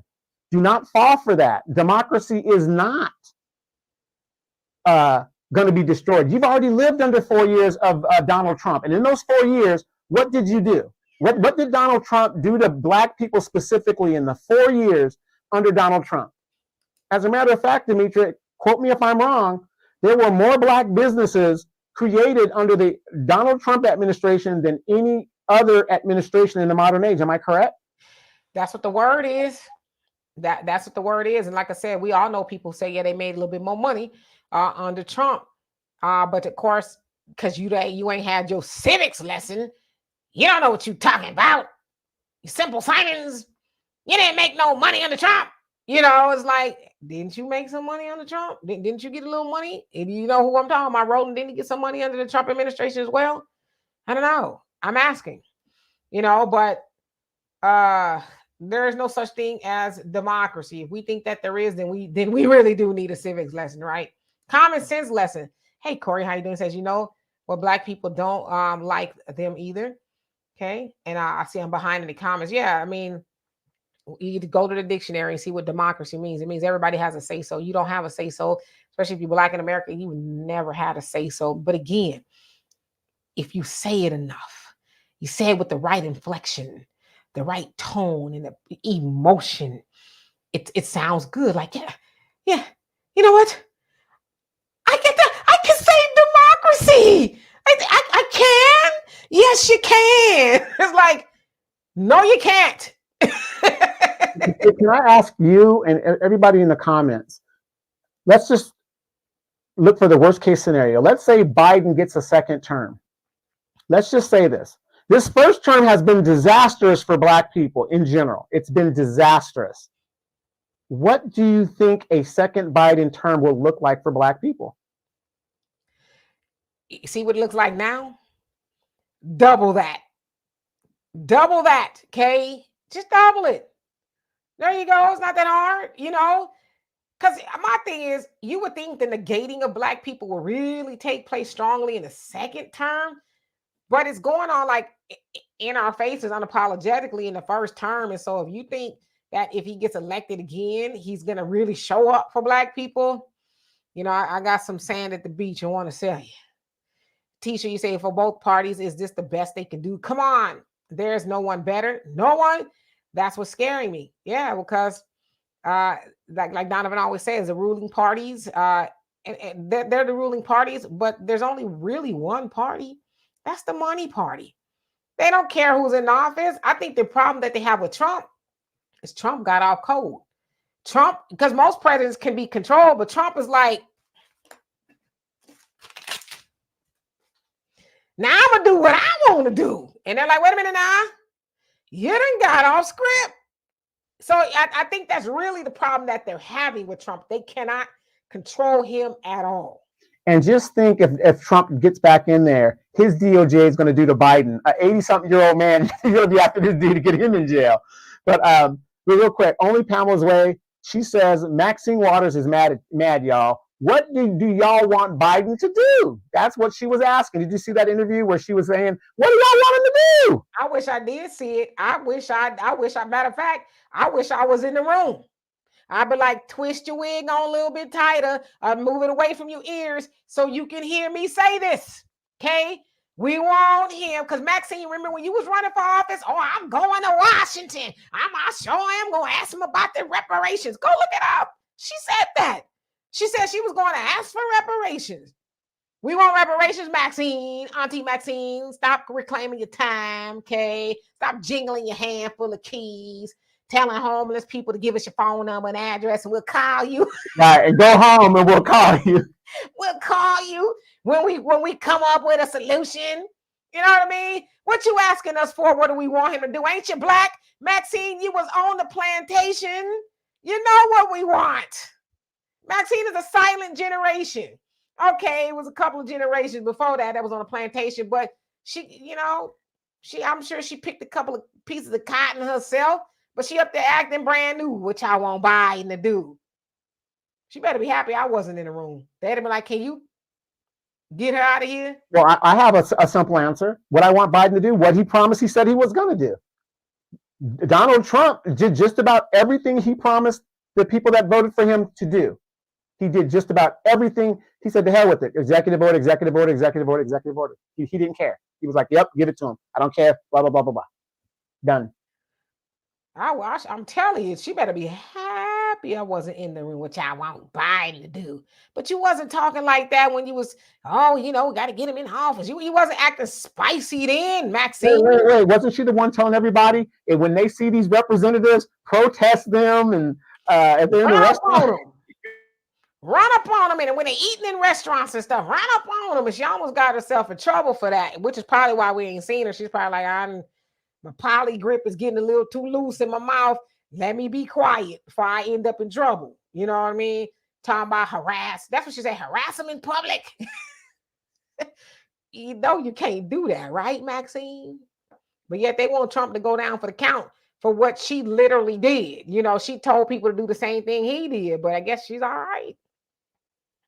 But what do y'all want Trump to do? Biden to do? Ain't that some mess? Tia says, as long as the politicians get their paycheck, they don't care about anyone else. Exactly. Them white envelopes just keep coming in and they keep lying. Do you know in some countries, if they can't, or even some states, if they can't pass a budget, the politicians don't get their checks? In local municipalities, there's some people where they've got that codified in the law where they must pass a budget. And if they don't pass the budget, they don't get paid. And miraculously, somehow, they pass a budget every year in some of these municipalities. Isn't that amazing? Nah, here they get to go on vacation, 3 weeks off for Christmas, and while the country is in peril. Yeah, isn't the government going to shut down Thursday? Isn't the government going to shut down Thursday if they don't come to an agreement? They do it every time there's time to pass a budget. We gonna shut down. Is you gonna shut your check down? You're not gonna shut your paycheck down. And also I saw something about the what you call them the freshman class. What do you call them people? AOC and Bush. Yeah, the squad. They in trouble because it looks like people are mounting campaigns against them. And like AOC, is she still with us? What about Elian? Is she still with us? What's the other lady name? The bald-headed one, Presley. I was not trying to go there with the bald-headed one. I was trying to really think of her name. Presley. Mm-hmm. Yeah, where they at? They just like disappeared, Of course, we know they bought in, right? No, Nancy slapped them up like the Three Stooges and slapped them up in the head, said, you will get in line or else. And then I heard she called them a gal. Gal!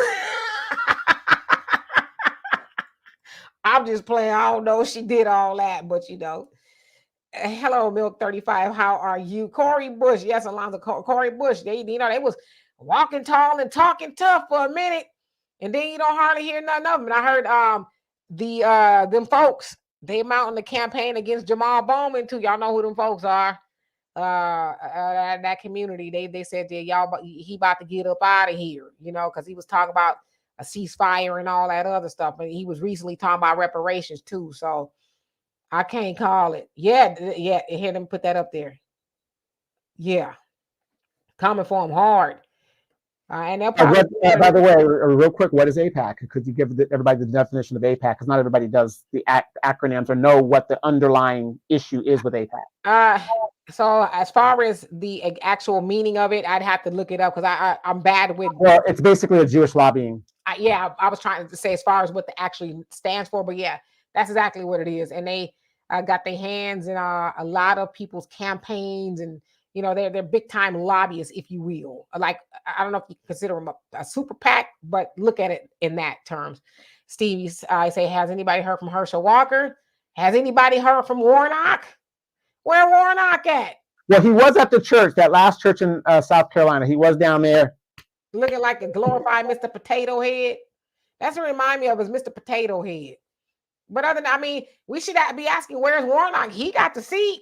You know what I mean? I'm sure Herschel is chasing some white woman around somewhere on the golf course, which is what he was doing before he got the campaign. But we should be asking, where's Warnock? He's the one that's sitting in the seat. He's the one that's supposed to be fighting for Georgia. But instead, he's kicking Georgians out of, his apartment building and all of that. So I don't know. Herschel is doing what he been doing. Wait, single mamas at that. Single mamas. I haven't heard any of the feminists be outraged. DeSantis stopped forever alimony. White Republican women went nuts. And they ain't gonna vote for him ever again. Now you talking about I got some silver. They in there somewhere. I got them pushed back today under my little thing, but they in there. I said, you know what? I wish I just get like just a gray streak and just get it over with, like Mrs. Frankenstein. That streak, or Cruella DeVille or somebody. Oh, real quick. Killer Mike won 3 Grammys the other night. I didn't watch the show. I just saw the YouTube thing. And then he was arrested. And they say he was arrested because the Biden administration was mad that he did not endorse him. I don't know about all of that. No, that's the saying. He was arrested because they said it was a citizen's arrest in regards to like a assault, something with a security guard or something like that. Yeah. Like that. But they're basically saying, isn't it strange? He didn't say vote for Biden, and all of a sudden, these people come after him after he wins 3 Grammy Awards. It's just crazy. This is the Biden administration, the DOJ of the Biden administration now, you guys. Watch and see people who do not want to endorse Joe Biden if charges come afterwards or before, or they get pressured. Isn't this kind of strange? This authoritarian regime. But they say they're for democracy and the republic and all that other good stuff. Yeah, Tisha, you're right. Because Trump was talking about, I'm going to drain the swamp. But like you said, they get in there and they get in there and do backstrokes in the swamp. As far as Killer Mike, I know he was a Bernie-crat. He was a big time Bernie-crat. I'm not familiar with who he's endorsing or not endorsing at this juncture. I saw that he was arrested. I'm not really a Killer Mike fan. And I don't mean to offend anybody who is. I just don't really care for him much. He's just, now I'm talking black man. It sounds like he's, he's saying something, but Killer Mike ain't saying nothing. He not. You know what I mean? Like that. What happened to that black-owned bank that he had? He was running around talking about it was a black-owned bank, but all you got to do is go look in the members or how it's set up, and there's some white folks and some Hispanics in that black-owned bank. But he's sitting up there telling y'all the bank is black-owned.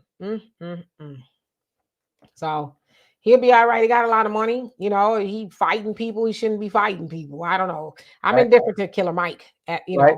But look at Eric Adams. The minute he was complaining about the migrants, he got some charges against the Biden administration. And now he seems to be very, very neutered. It's just amazing. Right. They ran up in his campaign manager office too. What y'all talking about up in here? What y'all got going on up in here? Because he was very outspoken. He got off the damn chain is what happened. They was like, oh, you off the chain? Bet. They sit the Bannerama up in his house. Talking about what you talking about up in here. Right. And now the Chicago mayor is having panic attacks, probably because they paid him a visit too. Right. Yeah, Tisha, she in New York said, don't mention Eric Adams. Yeah, he a trip.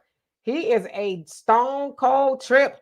But yeah, I think him and Johnson, they should be recalled. If not recalled, you shouldn't get another chance to continue doing what you're doing up in there. You know what I mean?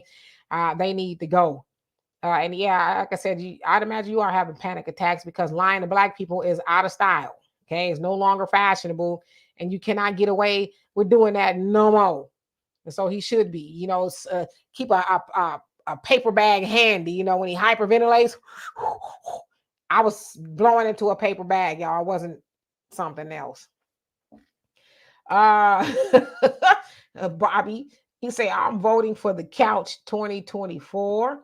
A lot of people said and that's a good option because both parties uphold white supremacy. And Demetria used an analogy about going into a store. Yeah. Like I said, you go into the store, you get to say you want to buy a loaf of bread or something. They're saying, we ain't got no bread, but we got some apples. You're probably not going to leave your money and buy the apples. You're going to be like, I came up in here for some bread. I'm going to leave up out of here with my money until you get some bread. That's how voting should work. What do I have? What can I get for my vote? The same thing you got last time? Nothing. Well, then I'll be back. And when you got something for me, I mean, like I said, maybe I'm from the very corners of outer space. Because that just makes a lot of sense to me, but apparently it don't make a lot of sense to a lot of people.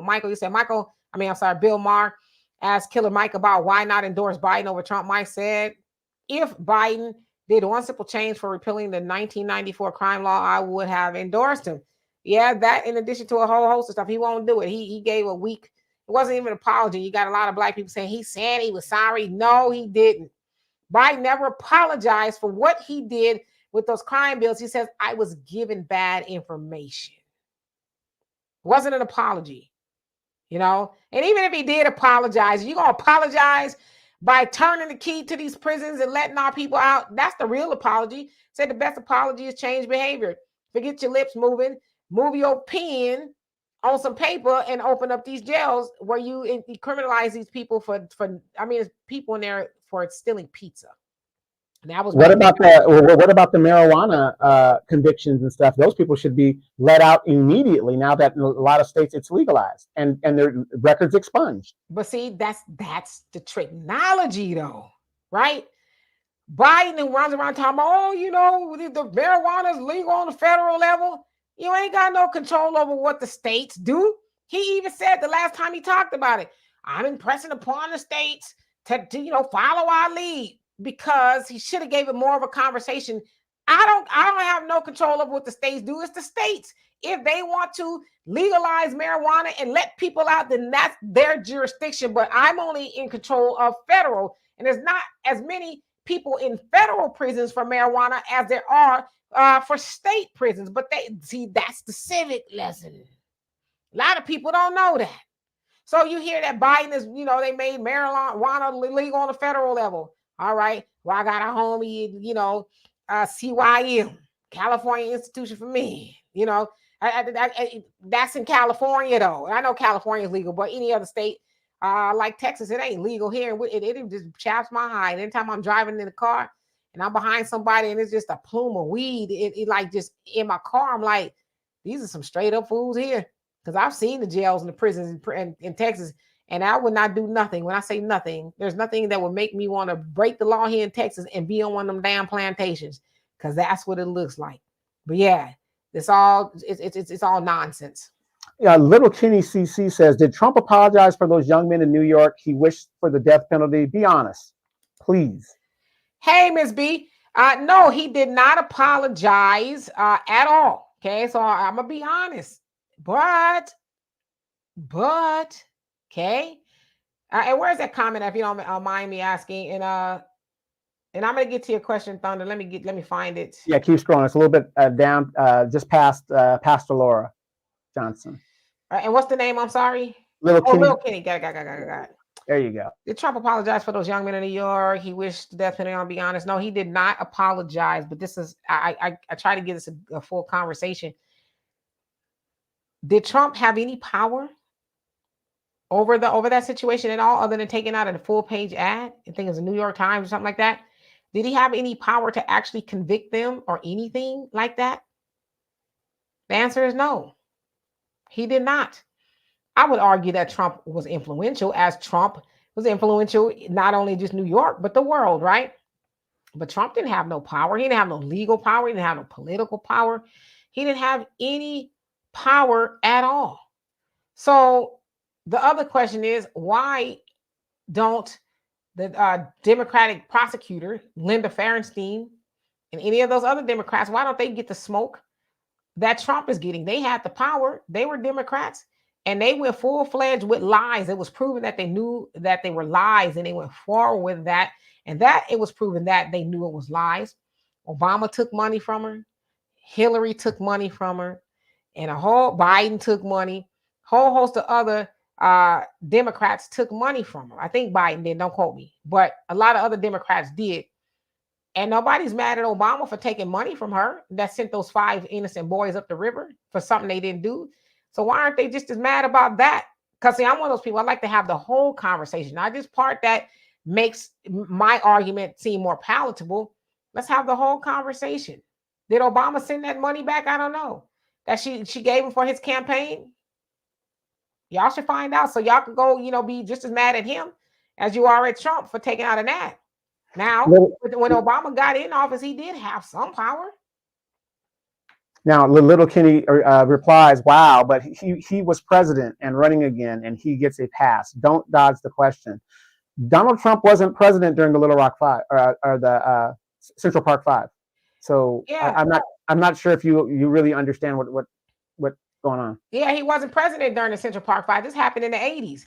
Donald Trump was a mogul there in New York. He was not. As a matter of fact, he was also a Democrat at the time when that happened. You know what I mean? So it's not dodging the question. It's just I said no, he never apologized, but y'all need to give as much smoke to the Democrats that took money from that lady who knew she was putting a lie on those 5 innocent boys. She knew that it was a lie, and she sent them up the river. Not only some of those boys didn't even go to a juvenile, they went to an adult prison where the most heinous things happened to them. And y'all keep wanting to talk about Trump, but you don't talk about the Democrats that took money from her. The Democrats that were running for offices. Most of them were running for the presidency of the United States, and they took money from this lady, but y'all never give that a conversation. That's being disingenuous. That is being uneducated and not wanting to have the full conversation. Let's have the whole conversation. Yeah, and last follow-up, Little Kenny says, he's running now. Should he apologize? He's not going to apologize. She already answered that question. He's not going to apologize. Biden has not apologized to this day for the, hold on. I am the author of every major and minor crime bill since 1986. Those are Biden's words. He proudly proclaimed that he has not apologized one time for sending your uncle, your daddy, your cousins, your mamas, and all of them up the river for smoking crack cocaine while he gave his people a slap on the wrist for smoking, for the sniffing powder. So are y'all asking Biden to apologize? You're not. And Trump don't get the majority of black votes. Biden does, but y'all continue to give the Democrats a pass, and Trump ain't got black people locked up. That's the Democrats that got black people locked up. In fact, Trump, when he got in office, he was letting black people out, but y'all still want to try to bring us, because that's the only talking point y'all really have about Trump. And I'm not saying he ain't a little racist. Hell, I'll venture to say most of them, there's a little racist at best. You know what I mean? But y'all keep wanting to talk about what Biden did with the Central Park Five. You know, him and his daddy wouldn't rent to black people. Trump ain't special. There's a whole lot of white folks that want to rent to black people. There's a whole lot of them. You don't even know if Biden want to rent to black people. But that's the only thing y'all talk about. But y'all don't talk about the stuff that Biden actually did. Y'all talk about the stuff that Trump said, but you never talk about the stuff that Biden did that hurt black people. But the stuff that Biden did has ruined and destroyed generations of black people. But y'all want to talk about Trump and something he said? That's why I'm saying how we are emotional and not logical in our thinking. If we are not educated, then why are we opening our mouths to talk about something we have no knowledge of? And I say this all the time. The part that I really fear is that people who spew stuff they have no knowledge of, they're going to spew it to somebody else that don't have no knowledge and think you telling the truth, and they're going to spew it to somebody else out of pure ignorance, and the lie will just continue to grow. And it takes a lot of work to undo that, to tell people, hey, I know this is what you believe, but did you know this is really the case? Because my mama and them told me it was the truth. Well, your mama didn't know because she carried the lie from somebody else who was lying. Yeah, I really think little Kenny CC was sent by the DNC to do this disruption that they try to do. And it ain't a disruption. They're gonna get this work. Click the link. Yeah, exactly. And you addressed it directly, and it is what it is. And he's coming up with all the usual. I can't rebut you in a debate. Click the link. I'll put the link up just for you, little Kenny. Come on, click the link. Thunder, you say, do you think that those migrants will get IDs and vote for Biden? No, they're not, because it's proven that they're more conservative. They tend to go the other way, which is, I don't even know why anybody would think that. GP, I see you up down there. Give me a moment. Thunder, you also say, are they trying to replace the black vote with the immigrant? Oh, yes, absolutely. Yes, indeed. And Manolo, how you doing? But it's not this generation, it's the future generation. That's why Trump wants to get rid of what do you call it when you're born here, a soil-based citizenship. He wants to get rid of that. You know, you just can't come over here illegally and your kids get citizenship. You're not even supposed to be here. So he wants to get rid of that. But notice the Democrats are like, hey, let them have it. And this is what's going to happen. All these people are going to come here. They're having babies, blah blah blah blah blah. Those next generation is going to be the ones that's going to replace our kids. Yeah, and Easy says, D not letting Trump off the hook with his racial rhetoric that almost sent that city into a civil war. No, I'm not letting him off. I'll tell you all the time, I think, Trump is a douchebag. But I'm one of those people, I'm able to have both sides of the conversation. See, I ain't gonna let nobody tell me what to think. I'm gonna see for myself, and I'm a judge and make sure that I'm informed as possible. But they got Negroes running around talking about they don't like Trump for this, that, and the other reason, but you never get a conversation to Biden and the stuff that he actually did to black people.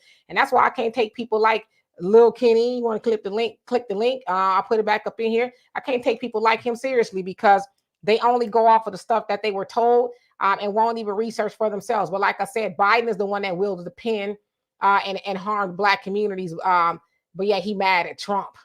You really should be embarrassed when you look in the mirror. You should be like, I'm right here mad at Trump, and I probably should be in some degree, but I don't get that same energy to Biden.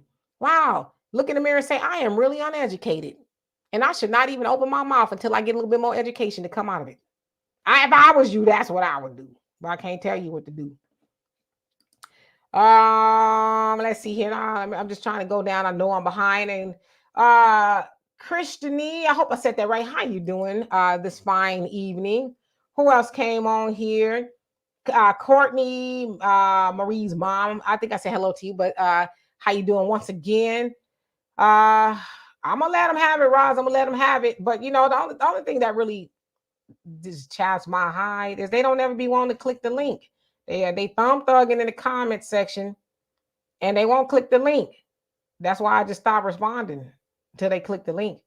Thunder say, DK, someone asked me about global life insurance. What is your opinion about this company? I don't have any knowledge about global life insurance. I know they've been around for a while, but I will say if you don't have any insurance, something is better than nothing, because I'll tell you what, dying without insurance, that'll make you a believer that you need it, and it's going to be too late because you can't insure a corpse. You know what I mean? And I always remember 70% of all white wealth is because of insurance. Yeah. Yo, what's good? How you doing this fine evening? I'm pretty good. What about y'all? No complaints. So basically, like what y'all was talking about with people preferring Biden over Trump. I got some. Let me make sure my audio is good. Cause y'all hear me clearly this time? We can hear you. All right. So basically, like, so many people to this day still say that Biden made things better in this country. I just don't get it. Because inflation is through the roof like never before. We possibly on the verge of World War III, and black people still haven't gotten reparations. And I'll say that most people who champion Biden are weak-minded. I say that because I've talked to some of the people who champion him in my inner circle who voted for him. The thing about me is that I can respect other people's differences while hearing out their disagreements with me.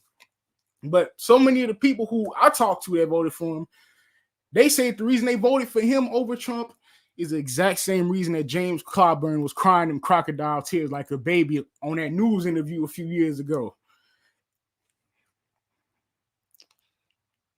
So you would say it was more fear, the fear mongering. Yes, most definitely. But also, I got to reveal something that I had lied about all this time. I've been coming on here repeatedly. I know it's not right to lie, so I'm going to have to apologize. I lied about how much I make in my status. Now, the thing is, I don't work a regular corporate job. I actually own 4 businesses.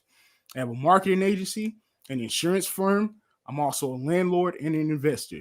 The reason my name and face are not well known is because of racism in banking. I actually had to get one of my white ex-coworkers to be the name and face of all 4 of my businesses. In exchange for that, I give him 15% of all my revenue.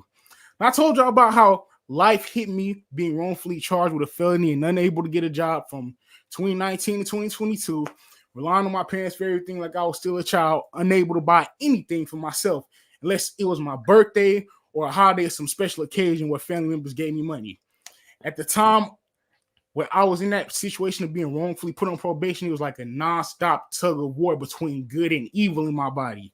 And if I got too angry at the circumstances, I would get an unbearable, painful sensation of vibrating and pulsating in my third eye. The only way I was able to overcome that was by praying, meditating, and fully mastering separation of emotion and control of my own mind. The majority of people wouldn't have survived and found light after enduring the darkness I've been through. The majority of people my age nowadays, from what I've observed, are suffering from still dwelling on things that happened to them in their childhood, and suffering can't maintain healthy friendships and productive relationships because most of them are still dwelling on childhood trauma. Right after I let go of my childhood trauma, my 3 years of hell on earth with that probation situation started for me. And then here's the thing. After I was in that situation, I vowed that I would get to a point that I would never have to be dependent on anybody for any aspect of my well-being ever again. Most people my age haven't been hit by life like I was. And honestly, from what I observe around me and being around them, most of them wouldn't have been able to rebuild their life as well as I did if they went through what I went through. And the reason I go for older women is because if a woman is in her 40s and 50s, single and taking care of herself, in my mind, she's already established, and the chances that she'll use me for monetary gain will be somewhere along the lines of slim and none. Like I said, I never present to anyone who I really am in my status and what I've been through and all I've accumulated after overcoming the darkness I've been through. I know it's a possibility that some people see a red bullseye for an opportunity to get a bag off of me. Like I said last time, after being reaffirmed that my age was a problem for you 6 times, Demetri, I'm no longer interested. I have to abide by my 6 fail limit for myself just to hold myself to a high standard. And I have to tell you all this because I don't like when people lie to me, and I'm sure you don't like when people lie to you. So I sincerely apologize for lying about my status and who I am. And this last few things I'm going to say. I can care less about what other people say I do because I know that most people wouldn't have survived where I've been. They wouldn't have been able to find light. Most people would either self-delete it or went on deletion spree behind what I've been through. Most people my age still haven't grown up. I had to grow up in order to be able to accumulate all that I have. I only present as a goofy who doesn't know anything just to prevent a bullseye from being put on me by people who want to use me for the wrong reasons. And the reason I'm trying to go viral on YouTube making videos, I just want to put myself out there to any 40 to 55-year-old black women who would be interested. Okay, well, you didn't put the word out right now, brother. So it might be somebody who's watching is like, hey, you know what? I want to, hit him up. So you never know. Anything else you want to add to today? Well, can I give out my Instagram, my YouTube before I leave here? Absolutely. All right, that's my Instagram in the white right there, and my YouTube is in the red right there. So go ahead and if you have any 40 to 55-year-old female friends or 40 to 55-year-old female family members, black only, because I'm not a swirler, send them to my Instagram or my YouTube channel. Got you. So y'all, the word is out there. The word is out. GP is available, and there's his Instagram and his YouTube channel. If you want to get at him, he said he's available. So thank you for coming up here and giving us your views about Biden and letting the ladies know that it's on and popping. All right, thank you. I appreciate that. You're welcome. Y'all have a good one. You too. Demetria, when are you going to open up What's Behind the Booty dating show? I'm going to. I actually was going to aim to do something on Valentine's, even though I really don't celebrate Valentine's, especially since I don't even have a Valentine's. I guess I'm my own Valentine's this year and the year before and the year before that. Okay. So I was thinking about doing something then. I don't know. So what's behind the booty for those of y'all? Confession Tuesday. I'm looking at y'all comments. What's behind the booty is a phrase that I came up with a couple of years back. Okay. Donovan and I would talk about relationships, and he would always talk about, oh, we got Easy coming up here. I'm gonna put you on mute, bring you up. So what's behind the booty was basically because men was getting duped, right? Like GP just said, I can't really just have women know my status because I don't want them trying to get a bag off of me or whatever the case is. So what's behind the booty is getting to know what's behind the booty, right? Yeah, most of y'all men, y'all see a big giant booty and they're like, yeah, and then you give her your money and everything, and then she's there for a bag, and then you get on the internet talking about I'm getting the passport and I'm getting out of here. But if you would have just asked what was behind the booty to see, what did BBD tell you? Never trust a big button smile. Big button smile is cool, but what does that big button smile do? Can it do anything? Is it just a big button smile? You know what I mean? Can that big button smile make good decisions? Are they a good steward over money? Like, what does this big butt do? Because I'd imagine a big butt is like a toy or a new car. You drive it because nice to ride. It's nice to ride in. Then after a while, you're like, this car is all right. You know what I mean? Same thing like a booty. Easy. How you doing today, brother? What's up, world famous Demetria K. Donovan? What up, brother? Everything. What's going on with you? I'm glad this is not your first time. I think you've come up here once before. Yeah, I came up one time before. I had a little technical difficulty, but I think I got it panned out now. But anyway, hey, Mike Nice, I just want to comment. I just want to give you my props, bro, for your relentless pursuit, man. But oh, you mean GP? Yeah, GP. Yeah. But that young brother, he's GP. He's strong-willed. He's strong-minded, man. He's got no quit in him. Right. Can't blame a brother for trying. Well, look, I mean, you got to be persistent. Like I said, Demetria has this sister I've been after for 30 years. 30 years. When she hits 90, hey, that's all I need is one time. Hey, she called you last night, but you didn't answer the phone. I know. I was in mourning, but go ahead. She wanted to comfort you in your time of need, and you blew it. I'm about to call her then after the show. Too late. It's too late, sucker.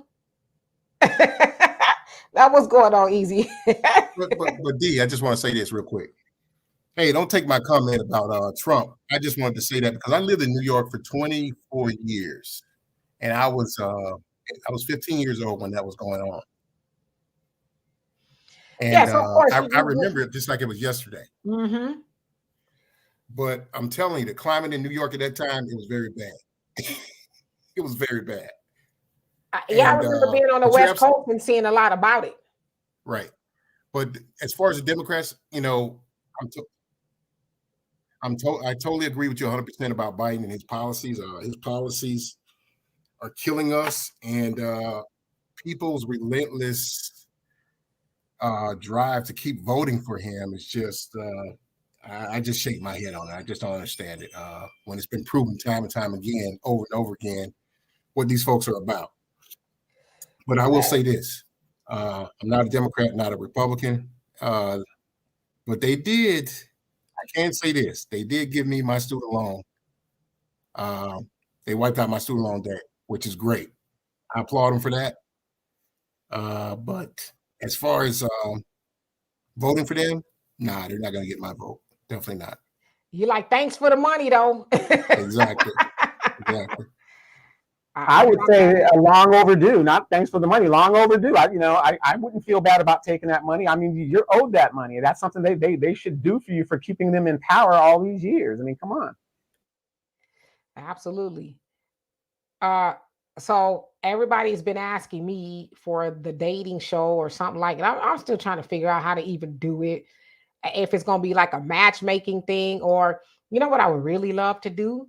Easy, maybe you can give us your opinion on this. I'd love to do anonymous things, or like somebody ask a question and I take on the email and, try to give them the best advice, or even they could come up here and say, it just hasn't been working out for me because I have a lot of, experience in that department. So I think I can help with that. You want my opinion on it? Yes. I think it's a good idea. I think it's a great idea. You remember about 6 months? Well, it was back in 2023 when you were thinking about getting people together, and just to like a meet and greet type thing. You remember that? You recall that? Mm-hmm. But you never came back to it. So I think it's a good idea. Hey, I'm a single man myself. I'm single with no kids. Never been married. I would love to meet someone.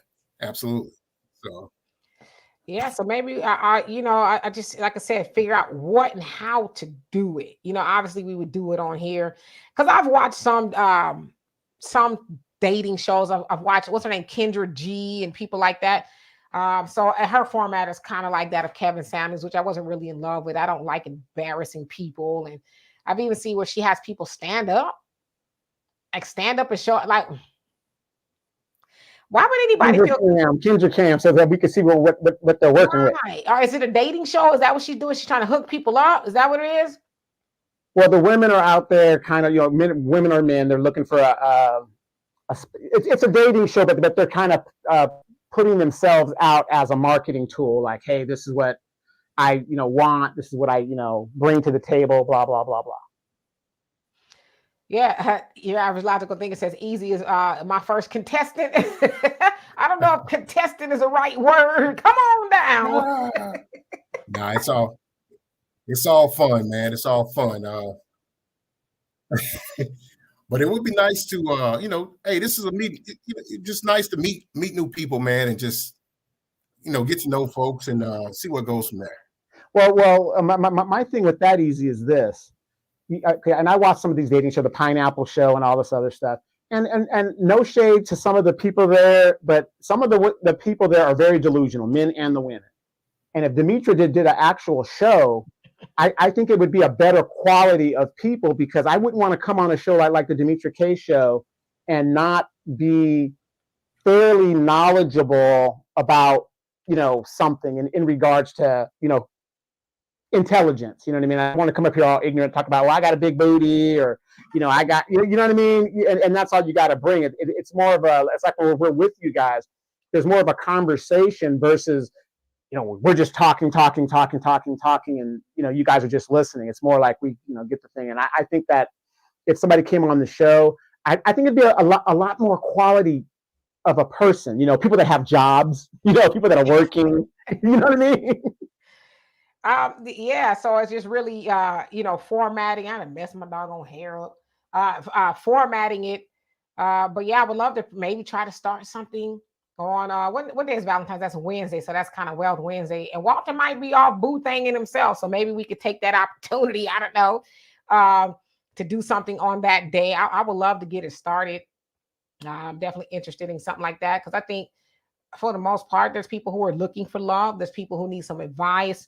I don't profess to be an expert on much of anything, all I can actually do is just go off of the experience of my own. And what I am good at, though, is having a conversation with people, seeing if we can get down to the bottom of something or whatever the case is. I'm good at doing those things. So I would love to do that. And Missy, how you doing? Said that's because Demetra is no nonsense. I guess. And I don't want people to think that, I'm like, I mean, or whatever. I'm actually really silly and a lot of fun. I just like for people, if you're going to defend a point, make sure that you can defend it. You know, don't just be up here because my mama said, I heard somewhere on Facebook. You know, really be able to defend it. Easy, what was you going to say? So D, let me say this real quick. Hey, it's been an honor to come on. And I broke the ice. So I need to start doing this a little bit more on a regular basis now. So, Absolutely. Yeah. Don't be a stranger. Come on up anytime. all right. Appreciate it. Thank you. Missy, you say you in Facebook jail again? What you do?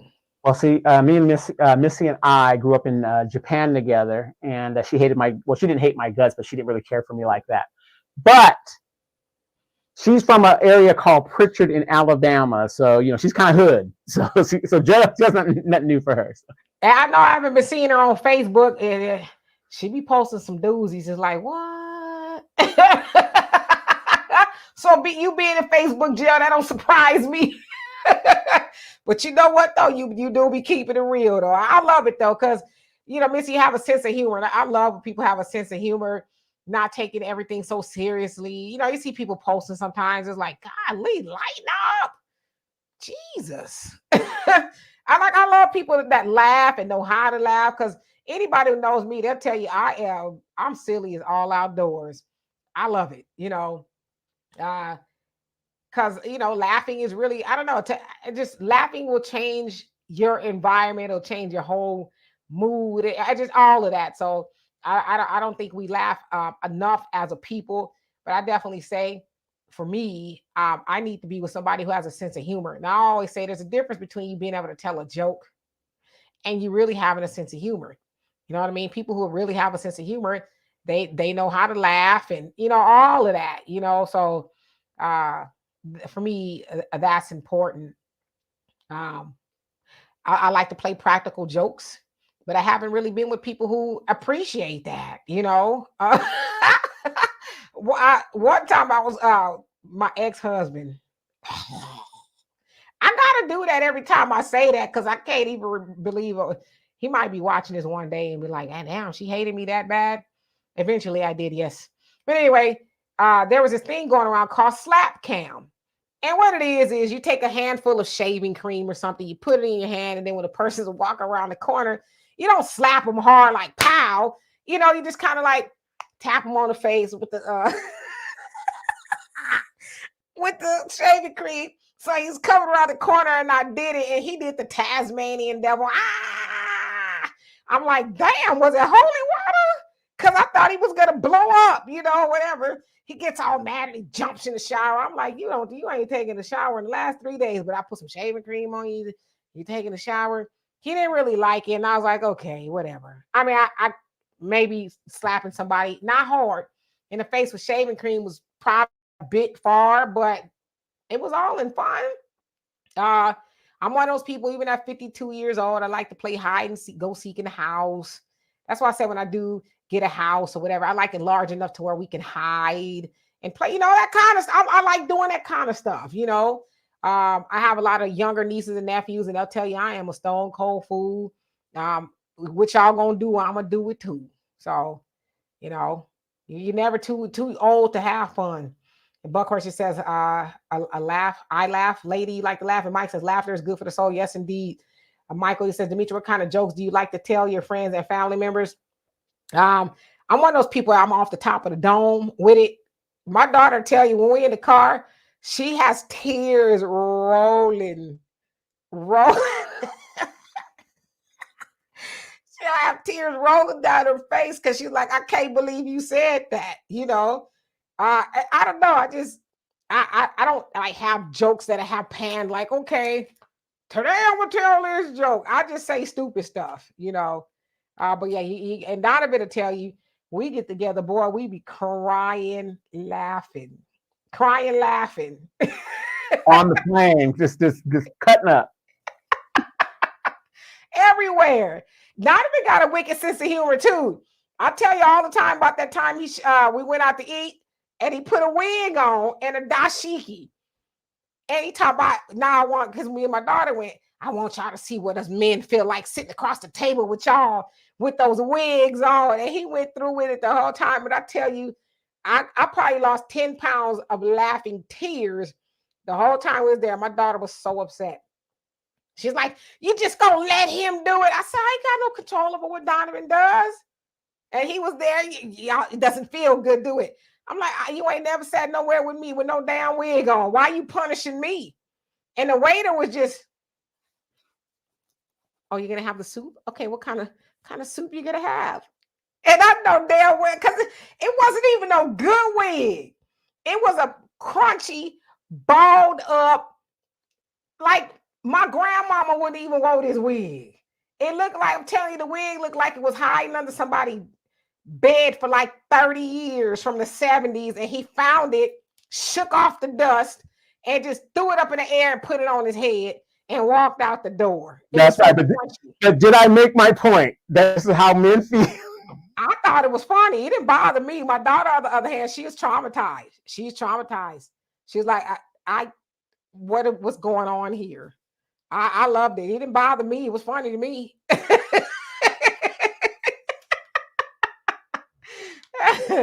So anyway, and I was going about my business, eating the food instead. Yeah. I was like, do you? Do you, okay? But I want you to have the same energy when you go out to date with a woman for real. I want you to wear that wig and say, now I want you to see how it feels if you decide to put a wig on and we go out to eat, how I feel, okay? That I want to see you do that. But you got to remember, if you ladies, let me tell you guys something. If a man really digs you, I'm going back to my 70s talking. If he really likes you, digs you, whatever the deal is, you don't need all of that stuff. Just be yourself. Be who you are. Like I tell Dimitri all the time, and people think I'm joking. I would rather have you be bald-headed. No. Seriously, I would rather have you. Wait, hell no. I muted his mic. I would not allow Donovan to tell this lie. I will not allow Donovan to lie. He always talks about, I would rather you bald-headed. He lying. I've never seen Donovan with a bald-headed woman nowhere.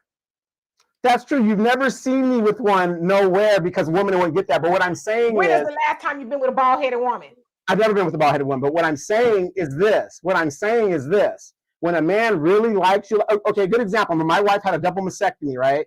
And she was always worried about, being a woman. And I get it. She feels deformed and all that other stuff. When a man really loves you, it won't matter if you're bald-headed or not, because again, he loves you for who you are. Period. At the end of the day, a real man, he's going to love you. We're going to grow old together. You're not going to be, whatever health things, you got to deal with that. You really do. If you was with a woman that didn't have a double mastectomy or cancer or anything, and she was bald-headed, would you get with her? Don't lie, sucker. If she's fine, yes, absolutely. See? Absolutely. You have to have all these. Okay, let's say she's fine. Okay. Yeah.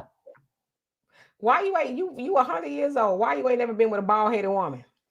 Because nobody's walking around bald-headed.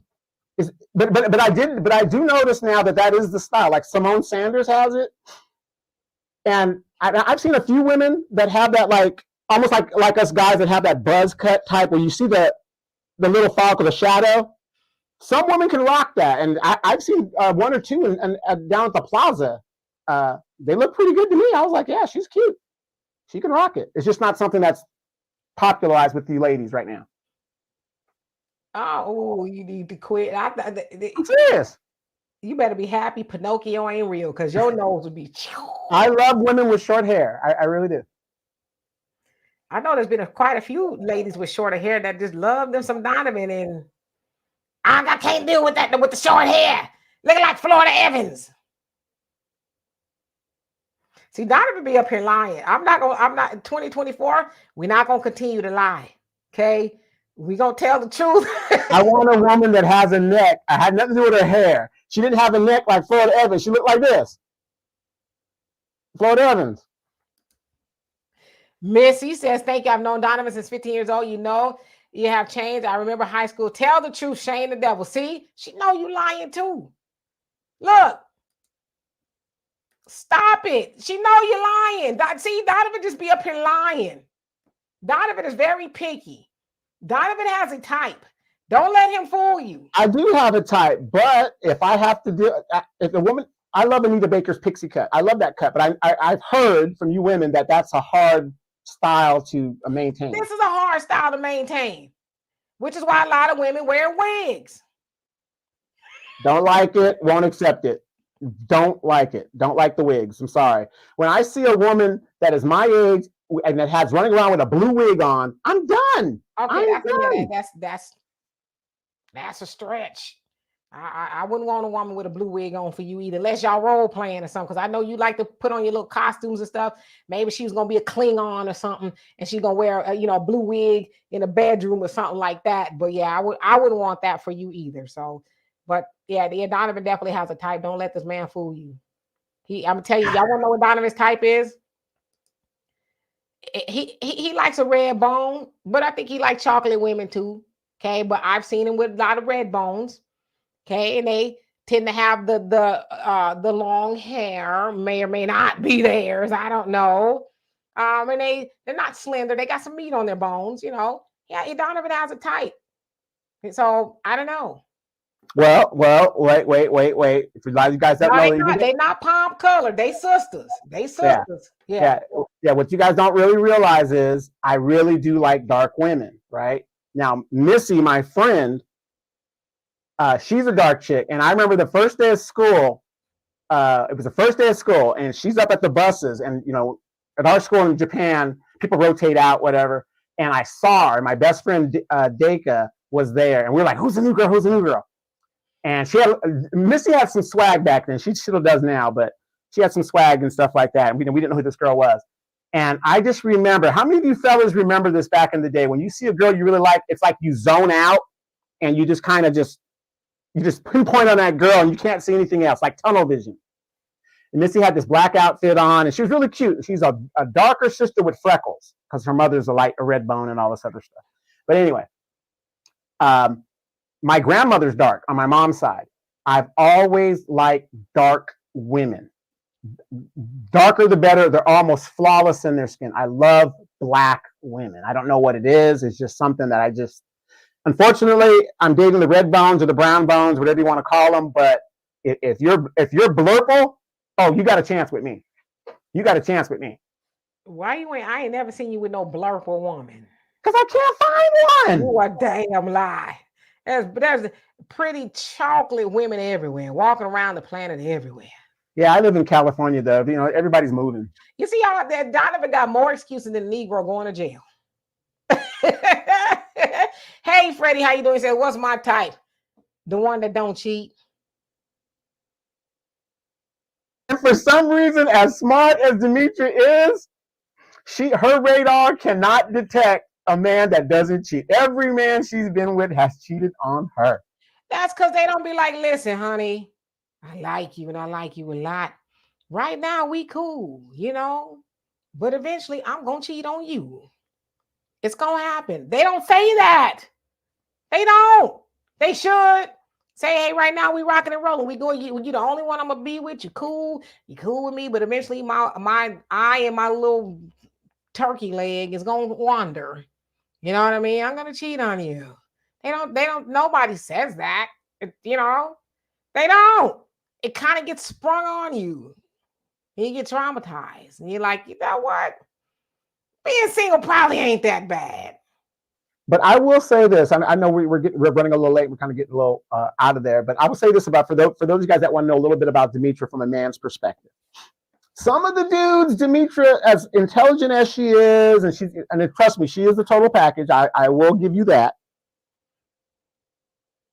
Some of the guys that she does date, I will give it to Demetria. She does not discriminate. She will date what she likes. So you don't have to have a high education. You could be a blue collar worker. You could be a white collar worker. If she likes you, and she'll give you, she'll give you the opportunity, if it works out that way. So I can say that about Demetria. But if you are of the Aryan kind, no chance at all. Sorry. Right. How you doing? You know, at being almost 53 years old, it just shouldn't be this hard. I never thought I'd be going through this. But you know what, though? I'm at the point where I sleep very well at night. You know what I mean? I roll over and I say, oh, it feels good not getting cheated on. Oh, it feels good not wondering who he's texting. Oh, it feels good wondering if he's really going out of town with the boys. It feels good. You know, I don't get me wrong. I get a little lonely sometimes, but then I remember you're trauma free right now. You know, because at the age of 53, almost 53, I don't know if I will survive another cheating on. I don't know if I will survive it. You know what I'm saying? I might have a full-on heart attack, a stroke, for real. The last time I went to the doctor, I just want to be honest with y'all. I don't want to say I have trust issues. I'm all right now. I don't have trust issues. But I went to the doctor. My blood pressure was high and everything. I was just going through it. I was losing hair. I was losing sleep, all that kind of stuff. I went to the doctor and she says, you know, you're verging on kidney failure. And I said, what? She says, because your blood pressure is really high. And the only other time that happened to me is when my mom died. My blood pressure was high to the point to where they were like going to keep me. And the doctor said, what's going on? I said, I just lost my mom 2 weeks ago. And she said, oh, okay. You're in trauma. You're traumatized. So she says, well, we got to figure out a way to stabilize your blood pressure because you're going to have a stroke. So when that happened to me last time, that's where I was with it. And so I was like, oh, no, hell to the no. Hell to the no. I ain't going to let some joker, you know, that take me through that where I end up, you know, having a kidney failure and I'm on dialysis and they run around the country boinking everything stress-free. You know what I mean? So I decided I'm a heal and I'm going to stay a healed person. Now, listen, I know in love, sometimes you take chances that you may get hurt. I think there should be levels of the hurt that you endure as a person. I don't think it should be like a train wreck. I don't think you should be blindsided. You know what I mean? To the point to where you are physically harmed. And that's where I was, you know, and I tell you all the time, hell, I was in therapy. I never had, I was in therapy like years ago, but I had to go to therapy because I just couldn't understand the gravity of what I endured. I really could not understand that. It just really effed me up. And so once I went to therapy and I understood some things, I was like, that's not yours to own. You don't take that personally. So I'm not saying I don't realize there's some casualties of love and war, if you will. I just personally don't want to go through that again because, as Donovan said, I have been cheated on by every man that I have been with the exception of my high school sweetheart, which was in 1989. And you know what he had the sense to tell me? He was going to the Navy. Rest in peace. Because he died in a motorcycle accident, but we weren't together. He says, I'm going to the Navy. And my uncle was in the Navy. And he says, nephew, you're going to the Navy and it's going to be hard for you to be loyal. You're going to have a lot of options. So you might cheat. So he came to me in high school. We graduated, but after high school and told me that. And I said, well, if that's what you think is best, I was hurt, but I respected him. And I respect him even as he's gone to this day, being the only man that I've ever dated that had the decency and the honesty enough to say, I may cheat on you, so let's go our separate ways. Now, when he got in there, he didn't want to cheat or be with anybody else. He came back and he wanted to be with me, but I had, a daughter by that time with my daughter's father. But yeah, so it's not that me personally, and I don't never like to speak bad upon men, like men ain't. Because I have the right to do that. I think for the stuff that I've been through, I have the right to do it, but I don't never, ever speak bad on men as a whole because I have not dated all men. All men did not do that to me. Now, also, I know men go through that as well. I know men get cheated on. So I'm not saying it's just a man thing, but I can only speak for myself. I know the human that I am a good human. Anybody who knows me will co-sign what I'm telling y'all. I know that I never deserved any of the stuff that I had gone through. Because like Donovan tell you, I don't discriminate. My daughter's father is damn near the color of my shirt. Okay. I don't discriminate, but I'm one of those people. I will give my all. I'll give my all, but then I've learned, stop giving your all to people. Save some for yourself. Because when you give your all to people, then you get hurt, because you should have saved some of that for you instead of pouring all your, as my mom said, don't pour all your eggs in one basket. You know, diversify a little bit. So save some of that for yourself. So I don't say I have trust issues. I thought that I did. I'm just one of those people that's like, no, I'm safer this way. You know what I mean? I don't want to die by myself. I hope that I don't die by myself. I just don't have a lot of time to invest in a relationship right now. Because I'm one of those people, I get in long-term relationships. It's not just 2 minutes and it's like, like on average, I would say my relationships are like 6 years, you know, on average. So I don't get in it for the short term. I get in it for the long term. So to invest that kind of time in a relationship and then have that happen to you is like, wow, I meant nothing to you, nothing. And then the part about it is that I get done so cold. It's like, damn, I don't get an explanation, like what I do, what happened, no nothing. I've been told to pick up the pieces. I've been told, excuse my French, whoopie the fuck do. So what? But I also will tell you, every last one of them have come back and said, you didn't deserve what I did to you. And most of them have said, can we start again? Because they get out there in them streets and they see, you know what they meet in those streets? People that's like them. As I always say, water seeks its own level, and so do people. You get with a gutter woman just like you, a woman that can't do nothing, that don't want nothing, and all of that. You get with a woman that's just like you. Yeah, you may not be doing some of the things she's doing, but that's who you are on the inside. Get with a woman who wouldn't give you a piece of bubble gum, and you know what? I ain't mad. I can't say that I blame her. Get with a woman to tell you I would, but I'm going to save it for me. But yeah, you lay down with that woman. You know what I'm saying? So I might be talking a little too much, but that's why I'm single. And, you know, the crazy part is, I know I'm going over. Donovan, you can jump anytime.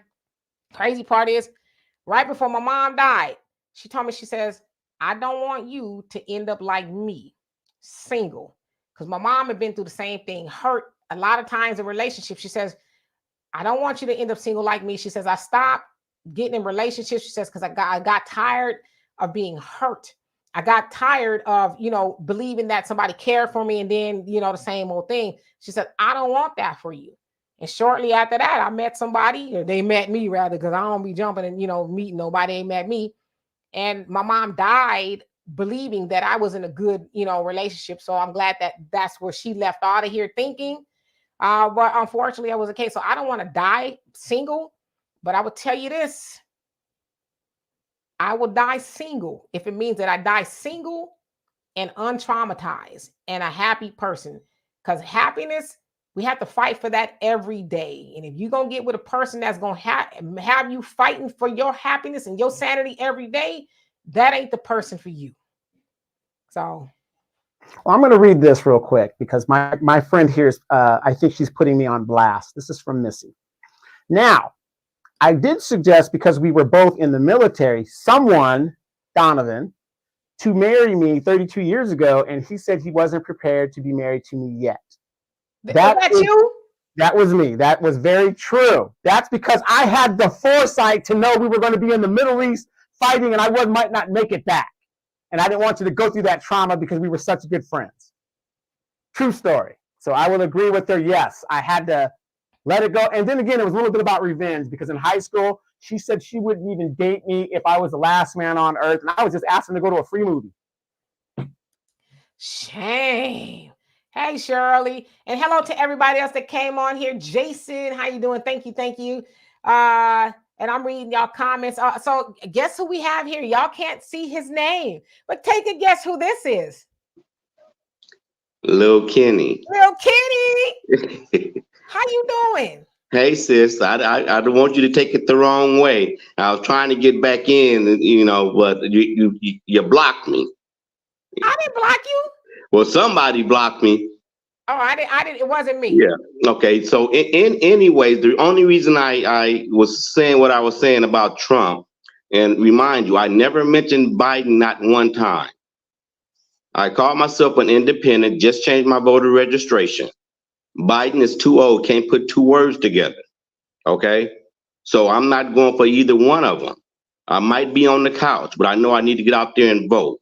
I just want to make it a level playing field. If we're gonna go after Biden, we got to go after Trump as well. That's all I was trying to say. Oh yeah, I definitely agree with you. We go after Trump here Okay, too. and I think this was my first time on the chat. You just came up on YouTube, and I just clicked the link, and I said, "So what's going on here?" So I'm reading the comments, and I'm hearing the conversation, and I'm saying, "Okay, let's spread this across the board." That's all I'm saying, because they're both the same. I think somebody in the comments said they're the two of the same birds that fly with the same wings or something. Yeah, so two wings of the same bird. Yeah. So that's all that was about. So don't want you to get misdirected that I was. And I'm glad that I see it was destiny that we come together. Exactly. I'm glad that you saw us, and I know it's your first time watching the show. We have a conversation. We're easy going or whatever. I do ask people sometimes to come up here, and explain your point of view, but it's always all love. Never going to take anything personal. Okay, right. Good to know that. And I just want to come on there and kind of clear that up. That's about it. So I wasn't being disrespectful or nothing like that, sis. I didn't think you were being disrespectful. And okay. I'll go in and unblock. I didn't block you, but I do have the ability to unblock you. Oh, I know, because you apparently you unblocked me just now to come in here. I did not. I on my end, I wish you guys could see my end. It looks a lot differently on you guys' end, but I don't have the ability to, unless I'm on my phone on YouTube, which I'm not. I don't have the ability to block you, or I can block you, but I did not block you. So if that makes any sense. Yeah, and I get it. And then when we go back to the crime bill, that was one of the worst things that happened. I'm 60 years old. I got a lot of friends that have been put in prison behind that stuff. And I'm not just gonna say Biden. A lot of the Black Caucus members, they did it too. They was all in on it. Thought they were stopping something. So I hold them accountable as well. And I agree. It should be a sincere apology, which doesn't really mean anything, but just, acknowledge what you did wrong. That's all I'm asking.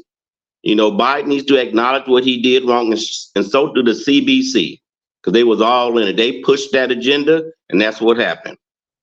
Absolutely. Well, I guess somebody unblocked you, so you are here, and please come back again, and we're gonna have a good time. I promise. All right. Thank you, sis. Much love. Same here. All right. Bye.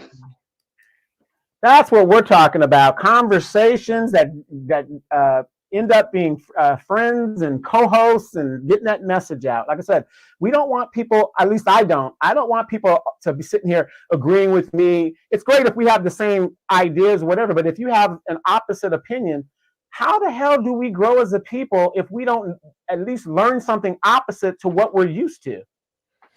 Absolutely. So that's what it's all about. I love it. I love it. Engaging, understanding. But yeah, so anyway, I'm reading you guys' comments. Yeah. So, like you said, Samuel, it's best to always be honest with someone once you find somebody else. It's going to hurt, but it ain't going to hurt as much as you trying to figure out, what did you do? Or did I say something? Or is it something I could do to change your mind?